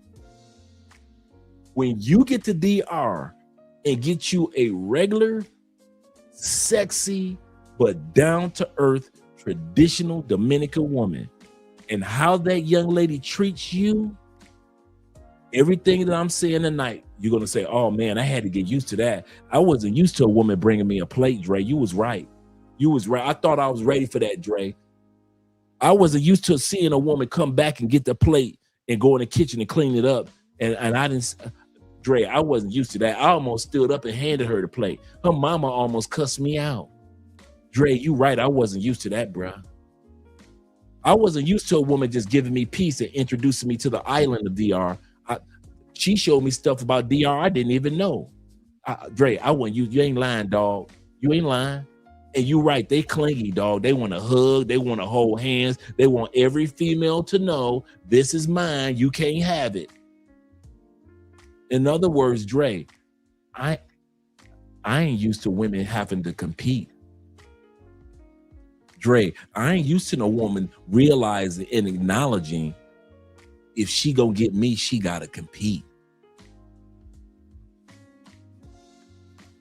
That's the caveat and the difference between women in the West and the women in many other parts of the country.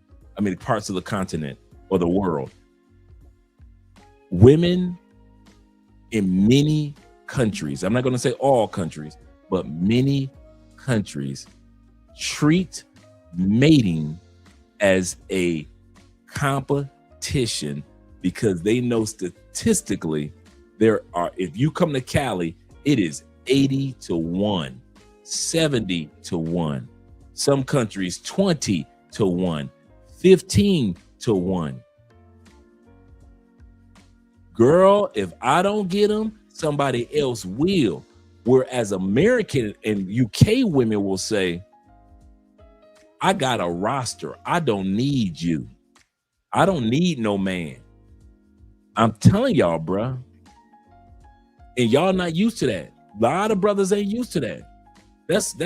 I'm talking about a woman being on your team is foreign language. Dave says this. Did she say that she hates that men exist? That men exist. As if this infrastructure, this global infrastructure would have existed without men. As if all these buildings, all the cars, all of the military, all of the construction, all of the oil rigs, all the food that men produce and get to the kitchen table, as if all these things would have taken place if this world was filled with only women. Do you know how many caves we would still be living in and how many jungles we would still be trying to survive in if it was only women running this planet? It would be peaceful. It wouldn't be anything here to care if it was peaceful. There would be no infrastructures. There would be no military. 99% of fishing would stop.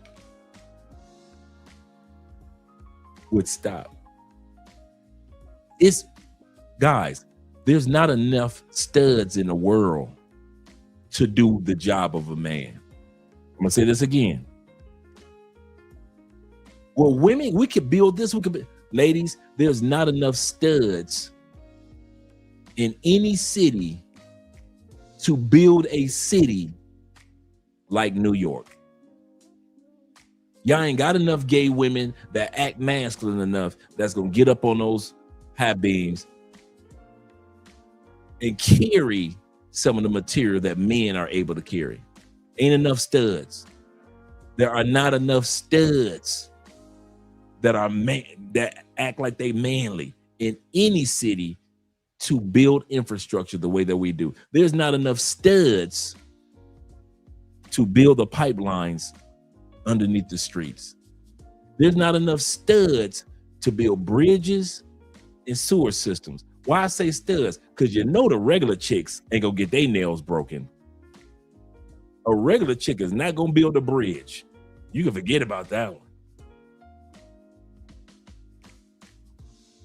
When you hear women in the West talk so little of you men and feel like it's not a competition and feel like you don't even need to exist, you guys need to realize that's only in the West. That's only in my country, 'tis of thee, sweet land of liberty. That's only in long live the king, long live the queen. David also says this. This is going to sound crazy. He said, I've dealt with so many Western ladies, I was transforming into a pookie. All that toxic energy is not worth it. It really isn't. That's why I say when it comes to women in the West, I keep quiet. I'm not about to argue with you on, women in the West are not about to get a home field advantage off of me. They are not about to sit back and just, we women did. I keep quiet, get my passport, and I leave. Dre, why don't you argue with them on a panel? You know why? Why argue with somebody that's a fool?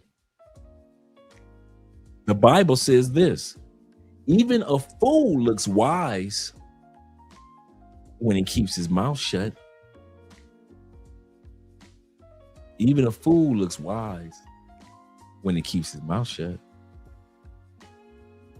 And I've heard this one. When you see two people arguing from afar, you can't recognize which one is the fool or not. So I refuse to argue with women and American men on panels about passport bro, about travel. I sit back and I don't listen to them, and I be itching. I won't lie, I be itching. But I be like, Dre, don't waste your time. American people don't want to know nothing about what's outside of America. They just talk. Let them talk. Dre, let them talk. But no, they said, no, Dre, let them people talk. They ain't gonna never go nowhere anyway. Let them have fun talking. You get to cut your cell phone off, not listen to them anymore, and you in a whole nother country, Dre. And you got a whole new group of brothers. And you know people from around the world. Dre, don't feed off it to them. Let them people go. That's why you will never see me on them panels, bro. Because American people really don't want to learn more about other countries. MTR is going to be on Richie Max tonight, right? Here's the kicker. Everybody's going to sound like it. They're in the comment section, hyping MTR. Yes, right, MTR. Go to another country. We're so happy for you, brother. Blah, blah, blah, right? But the moment that the lesson that MTR going to learn as he travels the world, here's another, MTR, here's another lesson for you. You're going to learn that Americans ain't going no goddamn where. All that being happy for you is temporary. They was happy for me. They was happy for Richie Mack. They was happy for Taylor Made Dreams. They were happy for Ace Live. They were happy for Check and Effect. That novelty wore off fast. And Americans didn't want to hear a goddamn thing that we said. They don't want to hear nothing that we say. They don't think that you can be a proud American outside of America. And I'm here to tell you, there are many of us that are proud to be Americans without having to be on the plantation of America. But they don't want to hear that. And so I sit back and I let TMR, MTR enjoy himself and be so happy. But I promise you, in a month or two, that shit gonna wear off. Once he realized Americans don't give a damn about your happiness if you're a man in the States, and they damn sure don't give a damn about your happiness if you're a man that's out of the States. And that's the sad part. He said the Freedom Bros sound like running for freedom. See, y'all sound like y'all running from freedom. Y'all sound like y'all escaping something. No, we gonna keep it the passport bros. We gonna keep that passport part right in their face. We gonna keep that passport part right in their face. In the face of women, no matter what race, color, creed in the West, they're gonna know that men are not just going for freedom. Men don't need freedom. We're already free. Men are using passports. We're free because we have options already. Slaves didn't have options. We have options. We're already free. Freedom Bros sound like slaves leaving the plantation. And speaking of it, taking big balls to travel. It takes big balls to travel outside of the country. Absolutely correct. Shout out to YouTube is a habit in the building. Glad to see you here, brother. As well as my brother, Ben Dixon. Ben Dixon's ghost, that is. He said, I'm the same way. He said, I do not argue or try to convince anyone. I say, let the trials of life kick your ass into reality, not me. Absolutely correct. Like the old folks say, just keep on living. Just keep on living. Let's continue on, gentlemen. This man was just minding his business, having fun. Women in the West do not want to see men that are just happy. They can't stand that. But women in other countries, they work hard because they are proud to see their man happy. Are you real? Oh my God. Are you serious? What is wrong with you? I hate when men lie or broke. Breathe. Exist. Jesus Christ. Breathe, exist. Are inconsistent. Don't let you enjoy the girls' night. Know that they're fine. Cause it's like, you gotta You can't even be attractive when men know that they're fine. be humble about it. If you know that you're fine, you can't act like it. Say, you know what? I'm gonna take care of you. You want the Nutella dipsticks? What you want? You know what? I'm splurging today. Don't take lead. Don't keep it real. Just lie about any little thing. Just keep it real, because you just never know who you dealing with. Did you hear me lie? I hate when men lie. Are haters. When they say type shit 24/7. Tight shit. I hate when women can't cook like Kaya.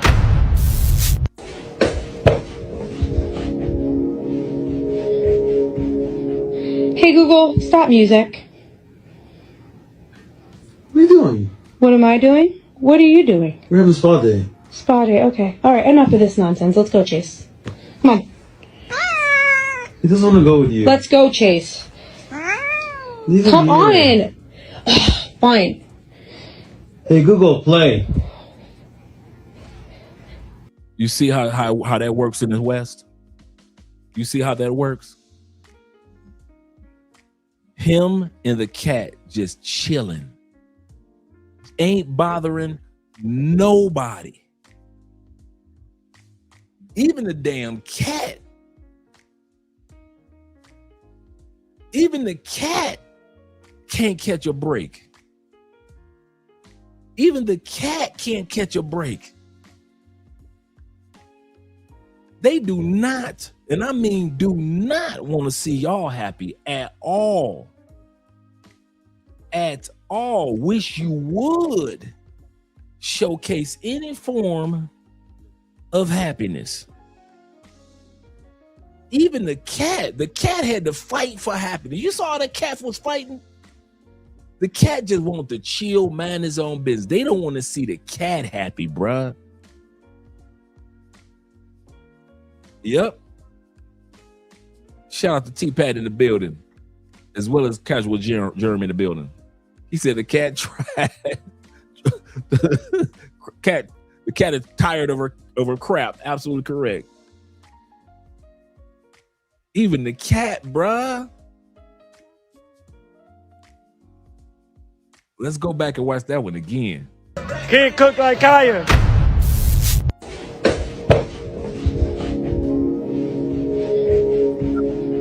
Hey Google, stop music.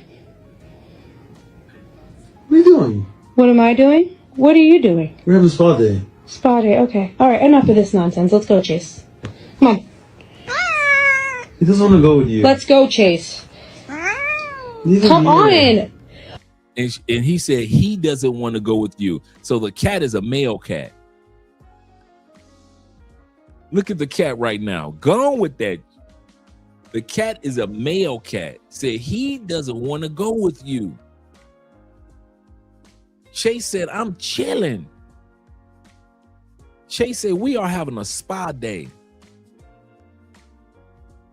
Chase is not trying to deal with that BS, lady, just because y'all hating on the cat. That's an American cat. America is cooked. Even the cats need a passport. Even the male cats need passports. Yep, just keep living. Even the cats need a passport.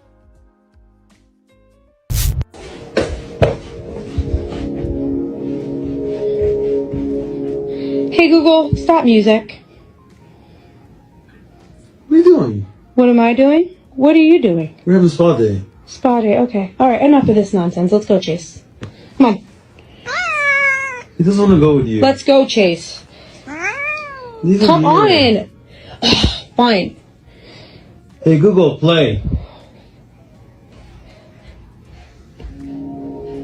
I tell people before, they're like, oh, you hate all men. I'm like, I've never said that, but if the shoe fits, wear it. I don't give a fuck. But also, like, yeah, don't you? Haven't you ever spent time with one? They're fucking awful. Like, have you ever seen a group of guys out, like all straight dudes, and they're all laughing? Have you ever been like, God, I wonder what they're laughing at? No. When they're laughing, I'm going, the fuck are they doing? Something bad, probably. I'm like, they probably just hit a woman. They're probably high-fiving over a slur. I bet. That's what I think. When I see men doing it, I'm like, what are you laughing at? What's so funny? What did you do? This is the same chick that got a man.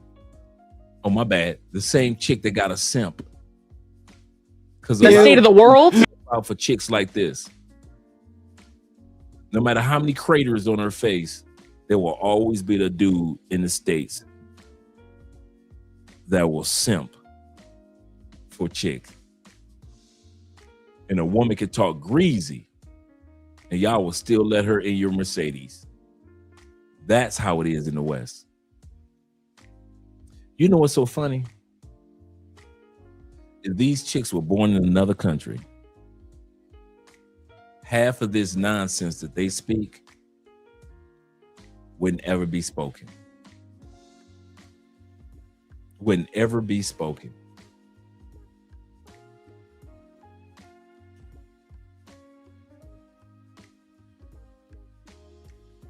Turn on the news. I bet you wouldn't be laughing so hard. I'm just harassing them. So, let me get this straight. Couple of guys laughing together automatically means they must have done something wrong or they just hit a woman?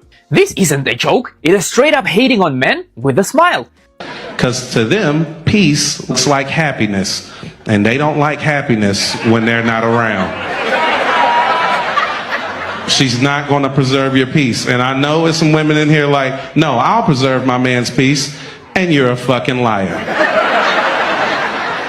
Because think about a time your man was in the room by himself, staring off into the distance, smiling. And you walk past the room. Did you look at him and go, he looks happy. I'm going to leave him by himself. He looks happy. Or did you go, the fuck is he smiling about?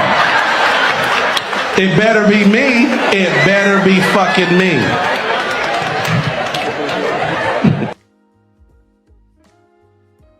Number 4 man, 4 of 7. The fourth type of man that women in the West no longer will tolerate, but women in other countries love, is a man who wants to be with a submissive woman. You might not be able to have a woman that's happy being submissive in the States, or it's rare. Let's put it like this. It's rare to find a woman at peace with being submissive and traditional in the States. It is not far-fetched. It is not as hard as you think to find you a woman in another country compared to UK that enjoys and takes pride in being traditional and caring for her man. As I was putting these 7 men together, these 7 types of men together, this video montage, it's just so sad to see what you guys go through. I mean, like when these cameras go off and tomorrow morning, you guys are going to be dealing with the women in these videos. Soon as you see a fine one, you'll be like, dang, she fine. Okay, cool. 9 times out of 10, and I'm not saying there aren't any traditional women in the States, but it's not the norm anymore. It's not the norm anymore. You guys know it. I'm not saying anything you don't know, saying anything that you don't already know. But guys, there are women in other countries that will not only compete for your affection, compete for your resources, yes. And one of the ways that they compete is who can be the one most cooperative, supportive, fit, feminine, friendly, and submissive.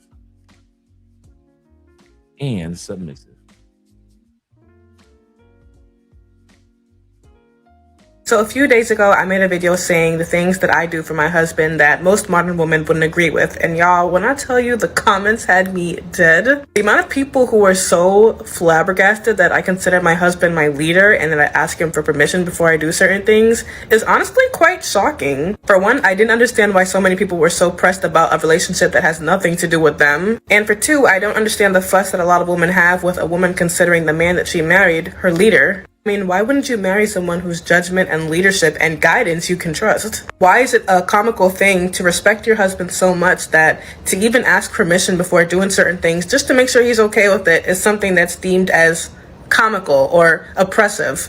Like, why do y'all get so angry when you see a woman respecting her man? I mean, listen, y'all could be Miss Independent if you want to, but one thing about me, I learned from my foremother Eve. I'm not trying to be like her and disregard anything my husband says just to do my own thing. No, I'm gonna make sure my husband is okay with everything that I do. And this is my marriage, not yours. So you don't gotta be big mad in the comments because I'm chilling. I'm happy. I love my man. I'm living stress-free over here, baby. And these women get so much attacked so bad. A woman in the United States that's submissive gets attacked. A woman in another country that's submissive, other than this young generation, the few feminists that are in this young generation. Women in other countries get applauded. Women in other, okay. There's a saying that we have, at least here in Cali. I don't know if it's all across Colombia, but they have a saying here in Cali called, I see you got a heavy hand, right? Heavy hand. Heavy hand is a compliment to your spouse about their spouse. Like when you guys say, Andrea looks good, she's ladylike, she's happy. The slang you would say to me is, hey Dre, I see you got a heavy hand. Meaning that I see how your wife carries herself. They say to Andrea, I see how Andre dresses. Girl, I see you got a heavy hand. And it means that I'm a compliment to her. A heavy hand, right? It doesn't mean iron hand. It just means that, hey, I see the impact you're having on your spouse. You are celebrated as a woman when your husband looks good, feels good, and is happy. You are celebrated as a man when your woman in another country looks good, feels good, and she's happy. Like Mr. Pro for You and his wife, right? Like Mr. Pro for You and his wife. You can see the joy that pours from her on every episode of their channel, their YouTube channel. At the same time, you can see the happiness and peace and laughter that pours from him every time she says something or does something to make him feel comfortable. In the States and in the UK, a woman is mocked for being submissive. In many other countries, a woman is celebrated for being submissive. Andre came to me the other day with 3 new hairstyles.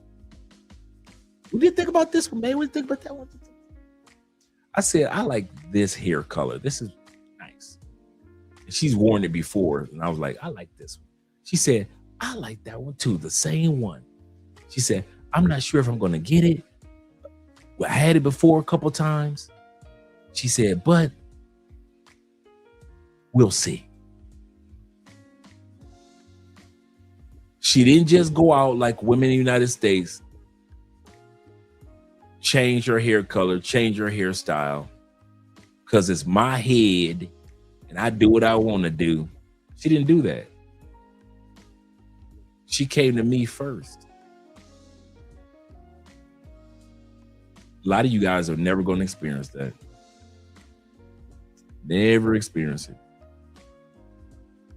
Troy says this. Shout out to Troy. My dude. Troy says this. He said they look down on traditional women. Back home, they see it as weak. That's so true. Destroying the uniqueness and beauty of women. If they only knew. Shout out to my brother Oki. Says this. Okia. Nobody's hoping that Oka. So I'm just butchering it. I'm just keeping it as Oki. Shout out to you for being here, brother. He said they hate Simone Biles. Yeah, the Olympic. Boy, they can't stand. I think I got her in here. For being submissive to her husband, Jonathan Owens. I think I got her in this episode. Shout out to you for acknowledging that part. I think she's in this particular section too. And my brother Slim in the building says this. He said, if a boomer was called heavy-handed back in the day, just know CPS was on the way. I know, right? I thought the same thing. Let's let this sister preach like Bobby said. Husband says just to do my own thing. No, I'm gonna make sure my husband is okay with everything that I do. And this is my marriage, not yours. So you don't gotta be big mad in the comments because I'm chilling. I'm happy. I love my man. I'm living stress-free over here, baby. Take her medal off. After all of... She said, take her medal off. Talking to her husband. Take her medal off.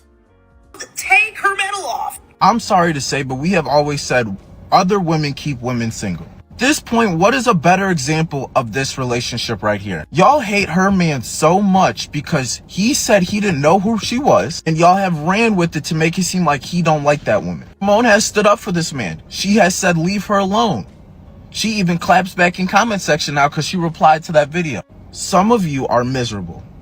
Some of you get enjoyment from talking down on men. If Simone is happy, support her.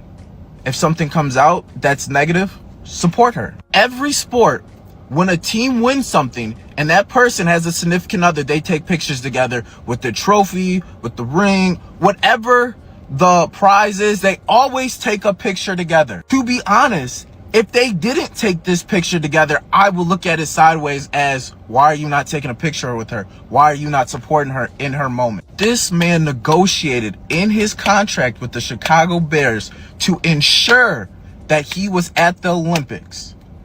But yet y'all try to find every single way to say, nah, he don't really like her. Women who get the most hate from other women are women who are in relationships and marriages.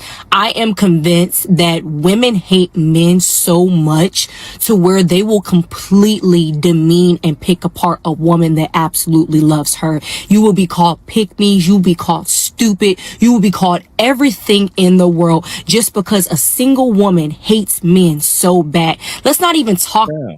Now, mind you, before she goes any further, shout out to her. Mind you, it's not us acknowledging and noticing how much these women in the West don't like men. This is not a dude. These are not dudes talking. These are not dudes talking. These are women talking. We had the one dude talk, but for the most part, so far, when it came to submissiveness, it's the women that are complaining about other women in the West that are mad because these women have decided to be submissive to their men. It's women in the West that's keeping women single. But here's the funny part. Go to another country.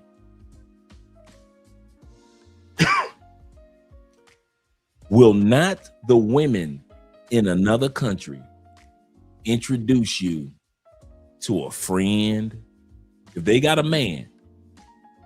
See, here's the part about another country that I like. If the female that you walk up on, she got a man in the States, I got a man, and that is that. In other countries, not all, but in many countries, if you walk up on a woman and she says, I got a man, here's the next line. But I got a sister. I got a cousin. I got friends. I'll introduce you. Here's one of my friends. They have no problem with introducing you to other women. Whereas in the States, they wouldn't dare introduce you to another woman after they just said they got a man. That's how backwards it is. So much to where they will completely demean and pick apart a woman that absolutely loves her. You will be called pick-me's, you will be called stupid, you will be called everything in the world just because a single woman hates men so bad. Let's not even talk about the vile things that they will say about your spouse, right? And please keep in mind, all this is just coming from their own hatred and just simply because they hate men. They hate men so much. They will literally bully you out of your relationship. They will say the worst things possible to make you think that your man doesn't love you. Your man doesn't care about you. You need to go. You know, he's treating you wrong. He's cheating on you. They will say everything in the world, right? I did not realize how hated black men were by black women until I did my series. My husband was raised by a single mom, and this is what I've learned. And then I did another video, Black Men in Therapy, and the comments from black women, wow, color me surprised. I kept receiving comments full of skepticism from men saying, are you really trying to give us grace? Are you really trying to understand us? And when I saw the women comment, I went, oh, wow, now it's starting to click. And it saddened me, but I now understand. And a lot of them brought up generalizations about black men creating broken homes and leaving more baby mamas and babies out there. But I feel like millennials and Gen Z are swinging the pendulum the other way from Xers and boomers, because they're trying to be in their children's lives. They're not trying to have these broken homes. They're trying to make it work with their partners. So now I understand comments like this, but I'm a big advocate for all men's healing. Pay attention to this video. Why is it your job to make him feel better about himself? Because I'm his wife and he wasn't feeling good. I love that man. I could have married a whole lot of different people. He's my love. He's my king. He's my man. Why would I not make him feel better? He made me better. I never would have been on TV without him. I love him. It was us against the problem. It's us against the fact that one of us just lost our job. It's us against the fact that we're, it's us. We're not in opposition. We both win or we both lose. Period. End of story. It's his job to make me feel better. And it's my job to make him feel better. All right, Judge. All right, Judge. All right, Judge. She always bragging about her husband. That's one thing I can say. She brags and brags about her husband. My brother says this, and shout out to my brother Zero in the building, my neighbor here in Colombia, in Cali. Shout out to them DMV boys. My brother says this. He said, they hate us. Emotional damage. We ignore them. Logic reaction to the hate. Logical reaction to the hate. Absolutely correct. Absolutely correct. Me and our TikTok are finally saying to leave the average black woman alone, except them plantation bros. Except them plantation bros. You are 100% correct. 100% correct. All right, let's continue on. The next man of 5. The next man that women in the United States cannot stand, that women in other countries will understand, is a man that ignores them. Women in the United States will call you all type of names and act all crazy, and they can't stand when you ignore them. Women in other countries can't stand it either, but they understand it. I want to say this again. Women in other countries know if you say something stupid, if you do something foolish, and I cut you off, they don't like it, but they understand it.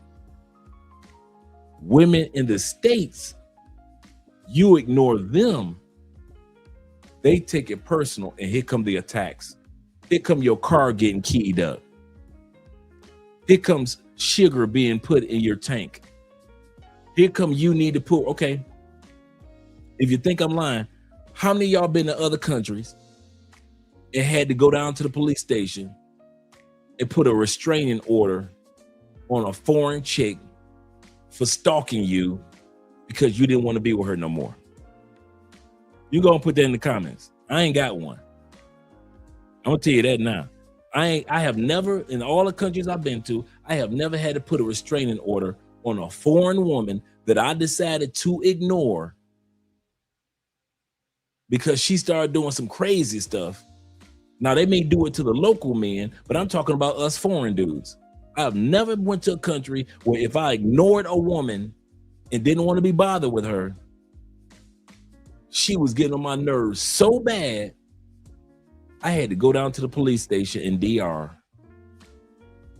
in Brazil, in the Philippines, and get a restraining order. Like I said, how they treat local men, that ain't got nothing to do with us. But when it comes to us foreign men, there are a lot of good women and a lot of bad women in foreign countries. But I'm talking about the good ones. I have never had to put a thank you, Ben. Never. Never. You ain't never sat back and decided that if you had a choice between 2 or 3 quality women in another country and you cut these 2 quality women off because you're trying to get to know this quality woman in another country, these 2 didn't act a goddamn fool. You notice that? You go to DR, you mess with 3, 4 Dominican women, and then you slowly decide to let focus on one, and you start to let these other ones kind of like drift by the way. We know how men do. We kind of let them know, I'm kind of focusing on somebody else. Them Dominican chicks, you ain't got to put no restraining order on them because she jealous and mad at you. Now, once again, how they treat local men, that may be one thing, but we're talking about us. And we never end up in a situation, in a circumstance in which we lose out. We don't have situations like that, but time and time again, if you ignore a woman in the States, all hell will break loose. And yes, your girl just brought me a cup of coffee. Shout out to your girl, Andrea. Shout out to Andrea.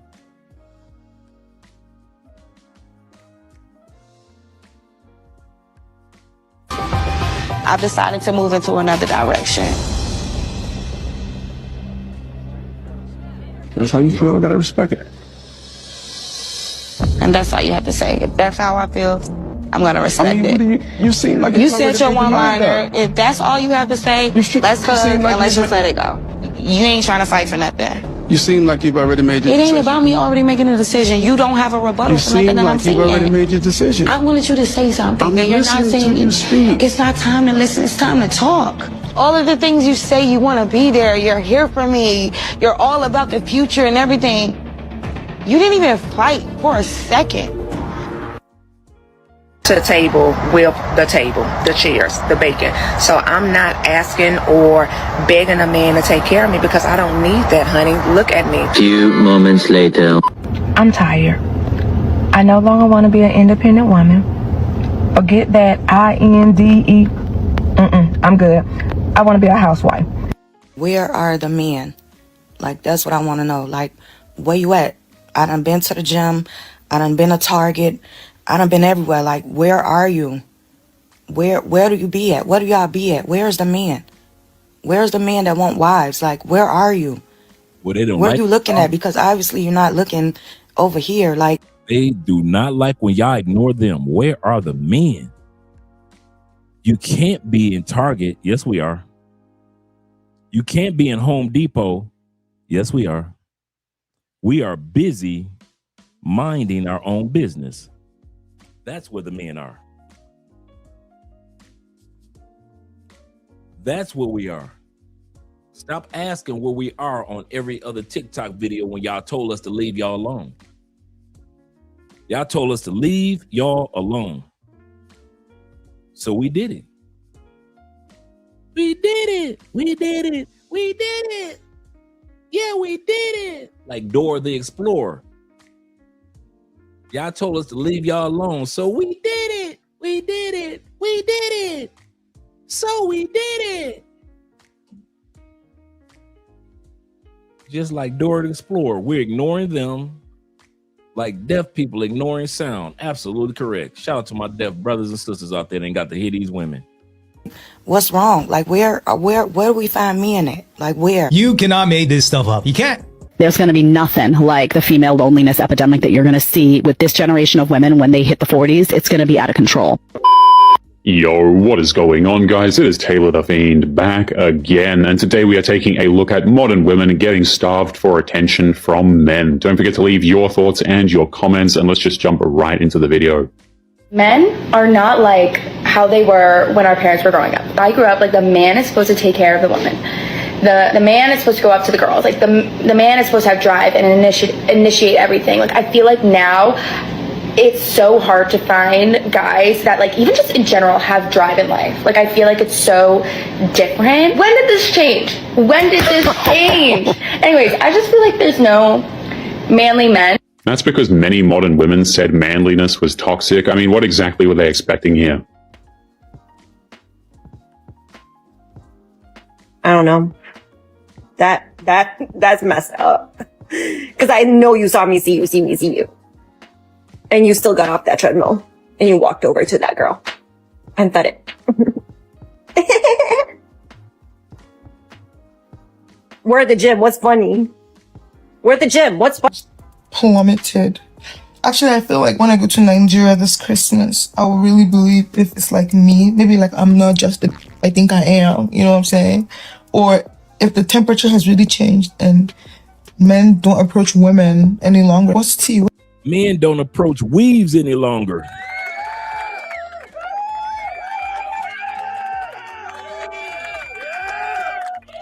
The first thing we're done approaching is bad weaves. Men don't approach weaves any longer. Goodness gracious, we tired of bad weaves. We tired of weaves in general. But anytime your weave look like it's hovering above your head, this woman weave look like it's on hover mode. The weave look like it got hydraulics, like a 6'4" Impala, and you want me to approach you. Men are tired of approaching fakeness. You approach a woman in Brazil, 9 times out of 10, that's her hair. You approach a woman in Colombia, 9 times out of 10, it's gonna always be that one with a little bit of, maybe a little bit of extensions, but 9 times out of 10, that's her hair. You approach a woman in Thailand or Philippines, 9 times out of 10, we tired of approaching weaves, fake extra long eyelashes. We tired of it. They refuse to accept the fact that we just don't want to tolerate stuff anymore. Especially after we got done looking at photos for the last 5-6 years since the pandemic of brothers going to other country in his real hair. And going to other countries and it ain't them long cum eyelashes. And brothers going to other countries and the women that they're with aren't 216, 217 pounds. The average woman in the United States wearing a size 20. We tired of walking up on big girls, big girls. We tired of it, ladies. Do y'all not realize men have a threat? Ladies, we understand y'all have a threshold. It's only so much y'all gonna take from a man before y'all say, this ain't gonna work for me, right? We get it. We get it, right? We get it. Ladies, we got a threshold too. We can only walk up to so many weaves in a lifetime. Like my weave threshold was a true story. My weave threshold was like 3 weaves in a lifetime. I've only ever walked up on 3 weave wearers, hair helmets, if you will, in a lifetime. Some dudes' tolerance is 20 weave hair helmets in a lifetime. Some dudes can do 50 weaves in a lifetime. I'm not talking about braids. I'm talking about weaves. Some dudes can only do 1 weave in a lifetime.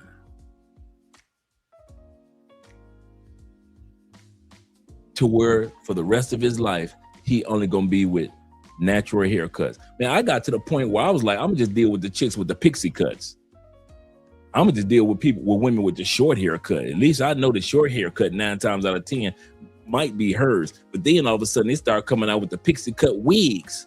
So I don't even know if that's her real hair, even if it's in a short pixie cut now.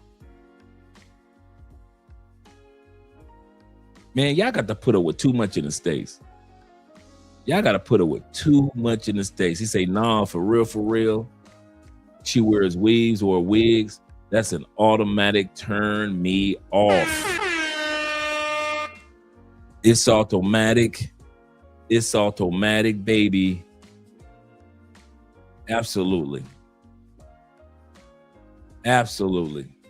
What's going on? Did I miss something? But it's weird. Like, I saw the cutest guy today at a dispensary. And his voice was deep, like tilted my waist and like, you know, not even a glance. Not even like a side eye. Nothing. That hurt my feelings. Needs to hear this, but I'm not in the game of chasing men, okay? I believe in men pursuing women that they're interested in, and I reciprocate the same energy I get, because in this day and age, y'all are getting sassy. Y'all are getting sassy. You want double text, to be text first, to be asked out. I'm not doing it, okay? Once there's an established connection or relationship, then there can be more energy. But first off, no, pursue me, date me. The sassy man apocalypse? Baby, can I say something to you? You want to call us sassy men, but you got your daddy's features. You got your daddy's features. You got your daddy's brush waves. You got your daddy's part on the side of your head. You got your daddy's nose. Them your daddy's cheeks. Them your daddy's cheeks. That jawline, oh, that's your daddy's. That's your daddy's. Baby, you trying to talk about men not walking up on men. You should walk up on men. It should be easy for you. Girl, you look just, you got your daddy's features. You don't look nothing like your mama. You don't look like, your mama must be, you know how they say the baby come out looking like the daddy when the mama is mad at the daddy during the pregnancy. Your mama must have been pissed at your daddy during the pregnancy, because you came out looking just like your daddy. And you want to talk about men approaching you? Men don't want to approach you because they don't want to make a mistake. You look like one of our partners that we owe $50 to. You look like one of the partners we played football with in high school. Baby, you got the same features of our school principal when we were in the 9th grade. Baby, you look like your daddy. I'm sorry, baby. You got nice skin. Yes, you do. You got nice skin, but you look like your daddy. You look like you was a school principal, or your daddy, you look like your daddy and he was a high school coach. You look like your daddy. I'm just saying, man. Sis.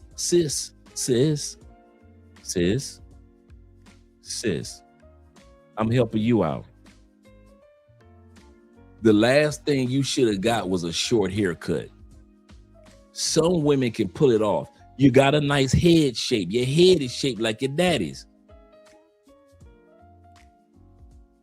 You got a nice head shape, but sis, you should have kept your hair long as possible, because your facial features look just like your daddy.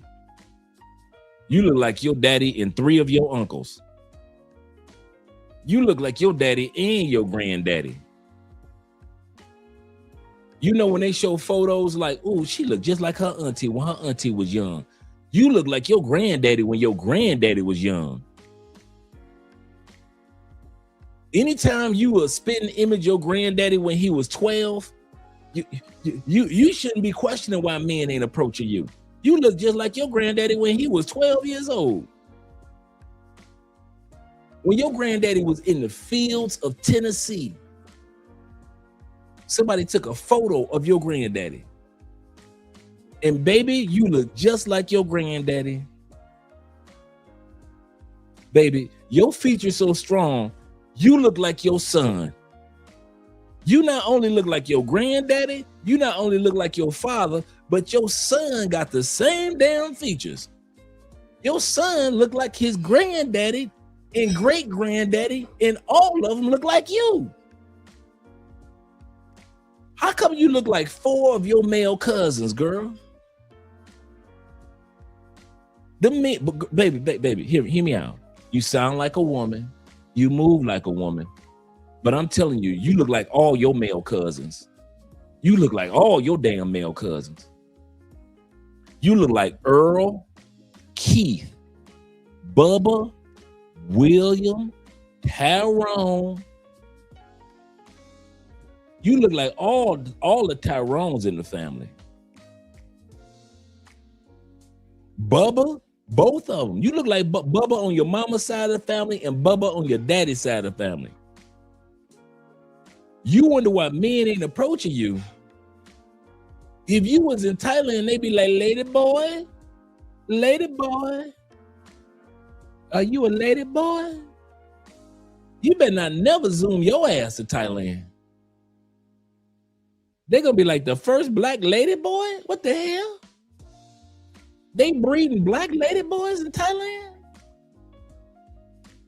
Girl, if your ass don't sit your ass down somewhere talking about some men being sassy, looking like your damn granddaddy when he was 13. They got black and white photos that look just like your ass in the family, and all of them men. God damn, the male. Yeah, she got the JB Smooth daughter look. All she got to do is just cut all her hair off, just looking just like JB Smooth. Looking just like your daddy. Daddy features strong features. Sit your butt down somewhere, sister. Oh no, man. All right, number 6. This is the craziest one of all. Women in the United States cannot stand a man that ain't got no damn kids. All of us men, statistics show that 52% of men ain't got no kids.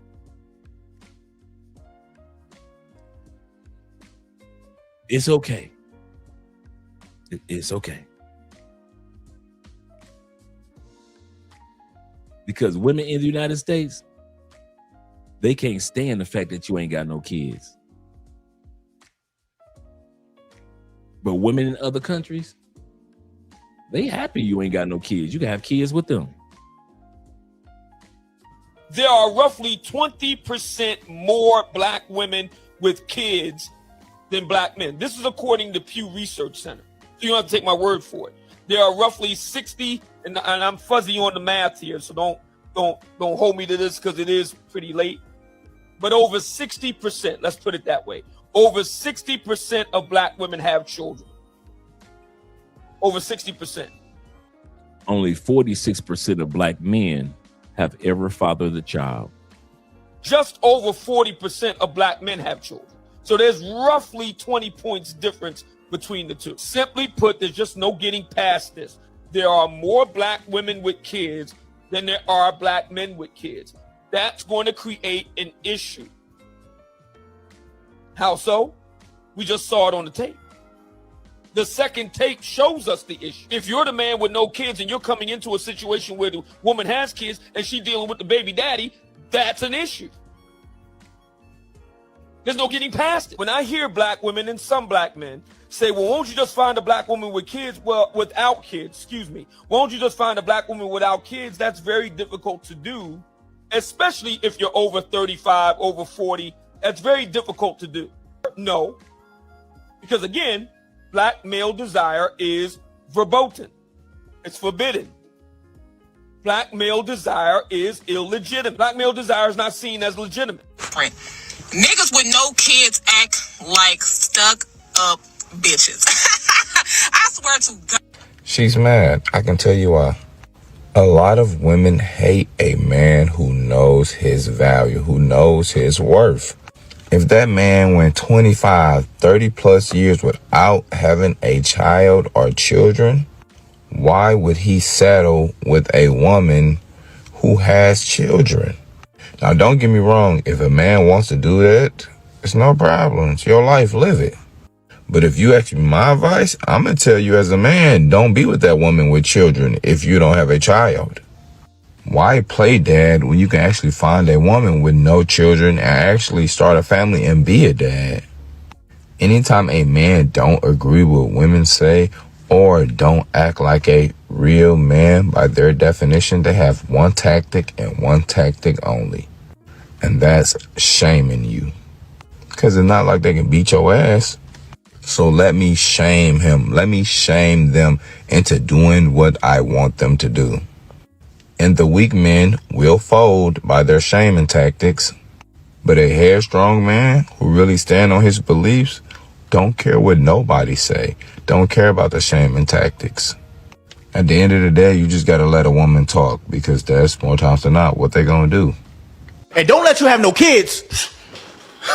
What? You ain't got no kids? You not married? You living your life? You enjoying yourself? Man, they gonna be hating on you, bro. I got a lot of married guys who be hating on me. They be mad because I'm just doing my thing. Why you mad? Listen here, bro. I'm not hating on your married life. They be like, yo, when you gonna have kids and, you know, you gotta build family. Hey, I don't wanna hear that. I don't wanna hear that. I'm a single bachelor dude. I got my girl and I'm doing my thing. I'm happy. But you know what it is? They don't like that. They don't like the fact that you happy when you single. Cause let's be real. When you ain't married, you ain't got no kids, you stress free. I got homies who be stressing with their baby mama, going through hell with their baby mama. I don't got them issues. No chick can control me. Nobody can control me. I do my thing. I go out and come in whenever I please. But that's what it is. They mad cause they can't control you. They mad you free. You could do what you want to do. You can say, oh, I want to move here. I want to do this. You say, I don't like this job. I'm gonna get a new job, or I'm gonna go delve into this career. I'm gonna start this business. You can do whatever you want to do when you're single. But when you start having kids and you get married, things change, and they don't like that. One of the things that I realized a while ago, society hates to see a man who is 30 and up with no kids, no wife, and just single and happy. They hate to see you traveling the world by yourself. They hate to see you going out to eat by yourself. They hate to see you just enjoying life in general by yourself. They want to see you miserable with a fat wife, working a 9 to 5, doing the everyday, regular routine. They don't want to see you living your best life, but live your best life anyways. This is only a real thing because women talk about it. Women find men who are 40 years old without kids, without a wife, to be an ick. You know, y'all like, oh, he give me the icks. So from a man's point of view, it's okay to be 40 years old. Now, this is really not a thing for most men. Most men wouldn't consider themselves to be a failure in life if they don't have kids and they're 40 plus. But if women find that to be unattractive, then most men will try to correct that behavior so that they can be attractive to most women. A lot of things that we do, that men do, are based off of what women want. Based off what women find to be attractive. Because every man gets to that point. You could be a player for as long as you're a player. But at some point, you're going to think about that right there.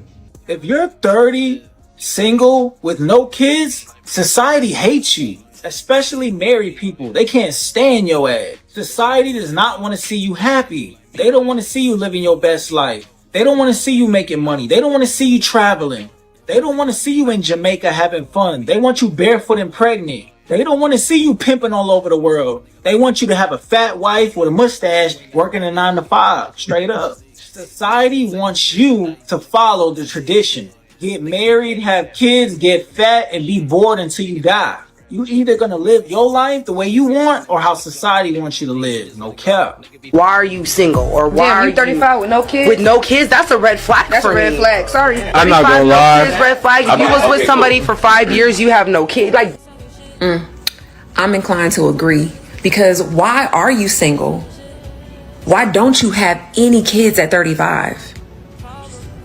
Like, super red flag. I sure wouldn't want that. And all the guys that's like in their 30s with no kids, don't come in the comments. Don't come in the comments trying to explain to me why you're not a red flag. Yeah, because definite red flags. Because how are you already, like, you're 30. So you're telling me not one girl you got pregnant? That just let me know that, you know, something not right about you. And matter of fact, y'all probably need to message me.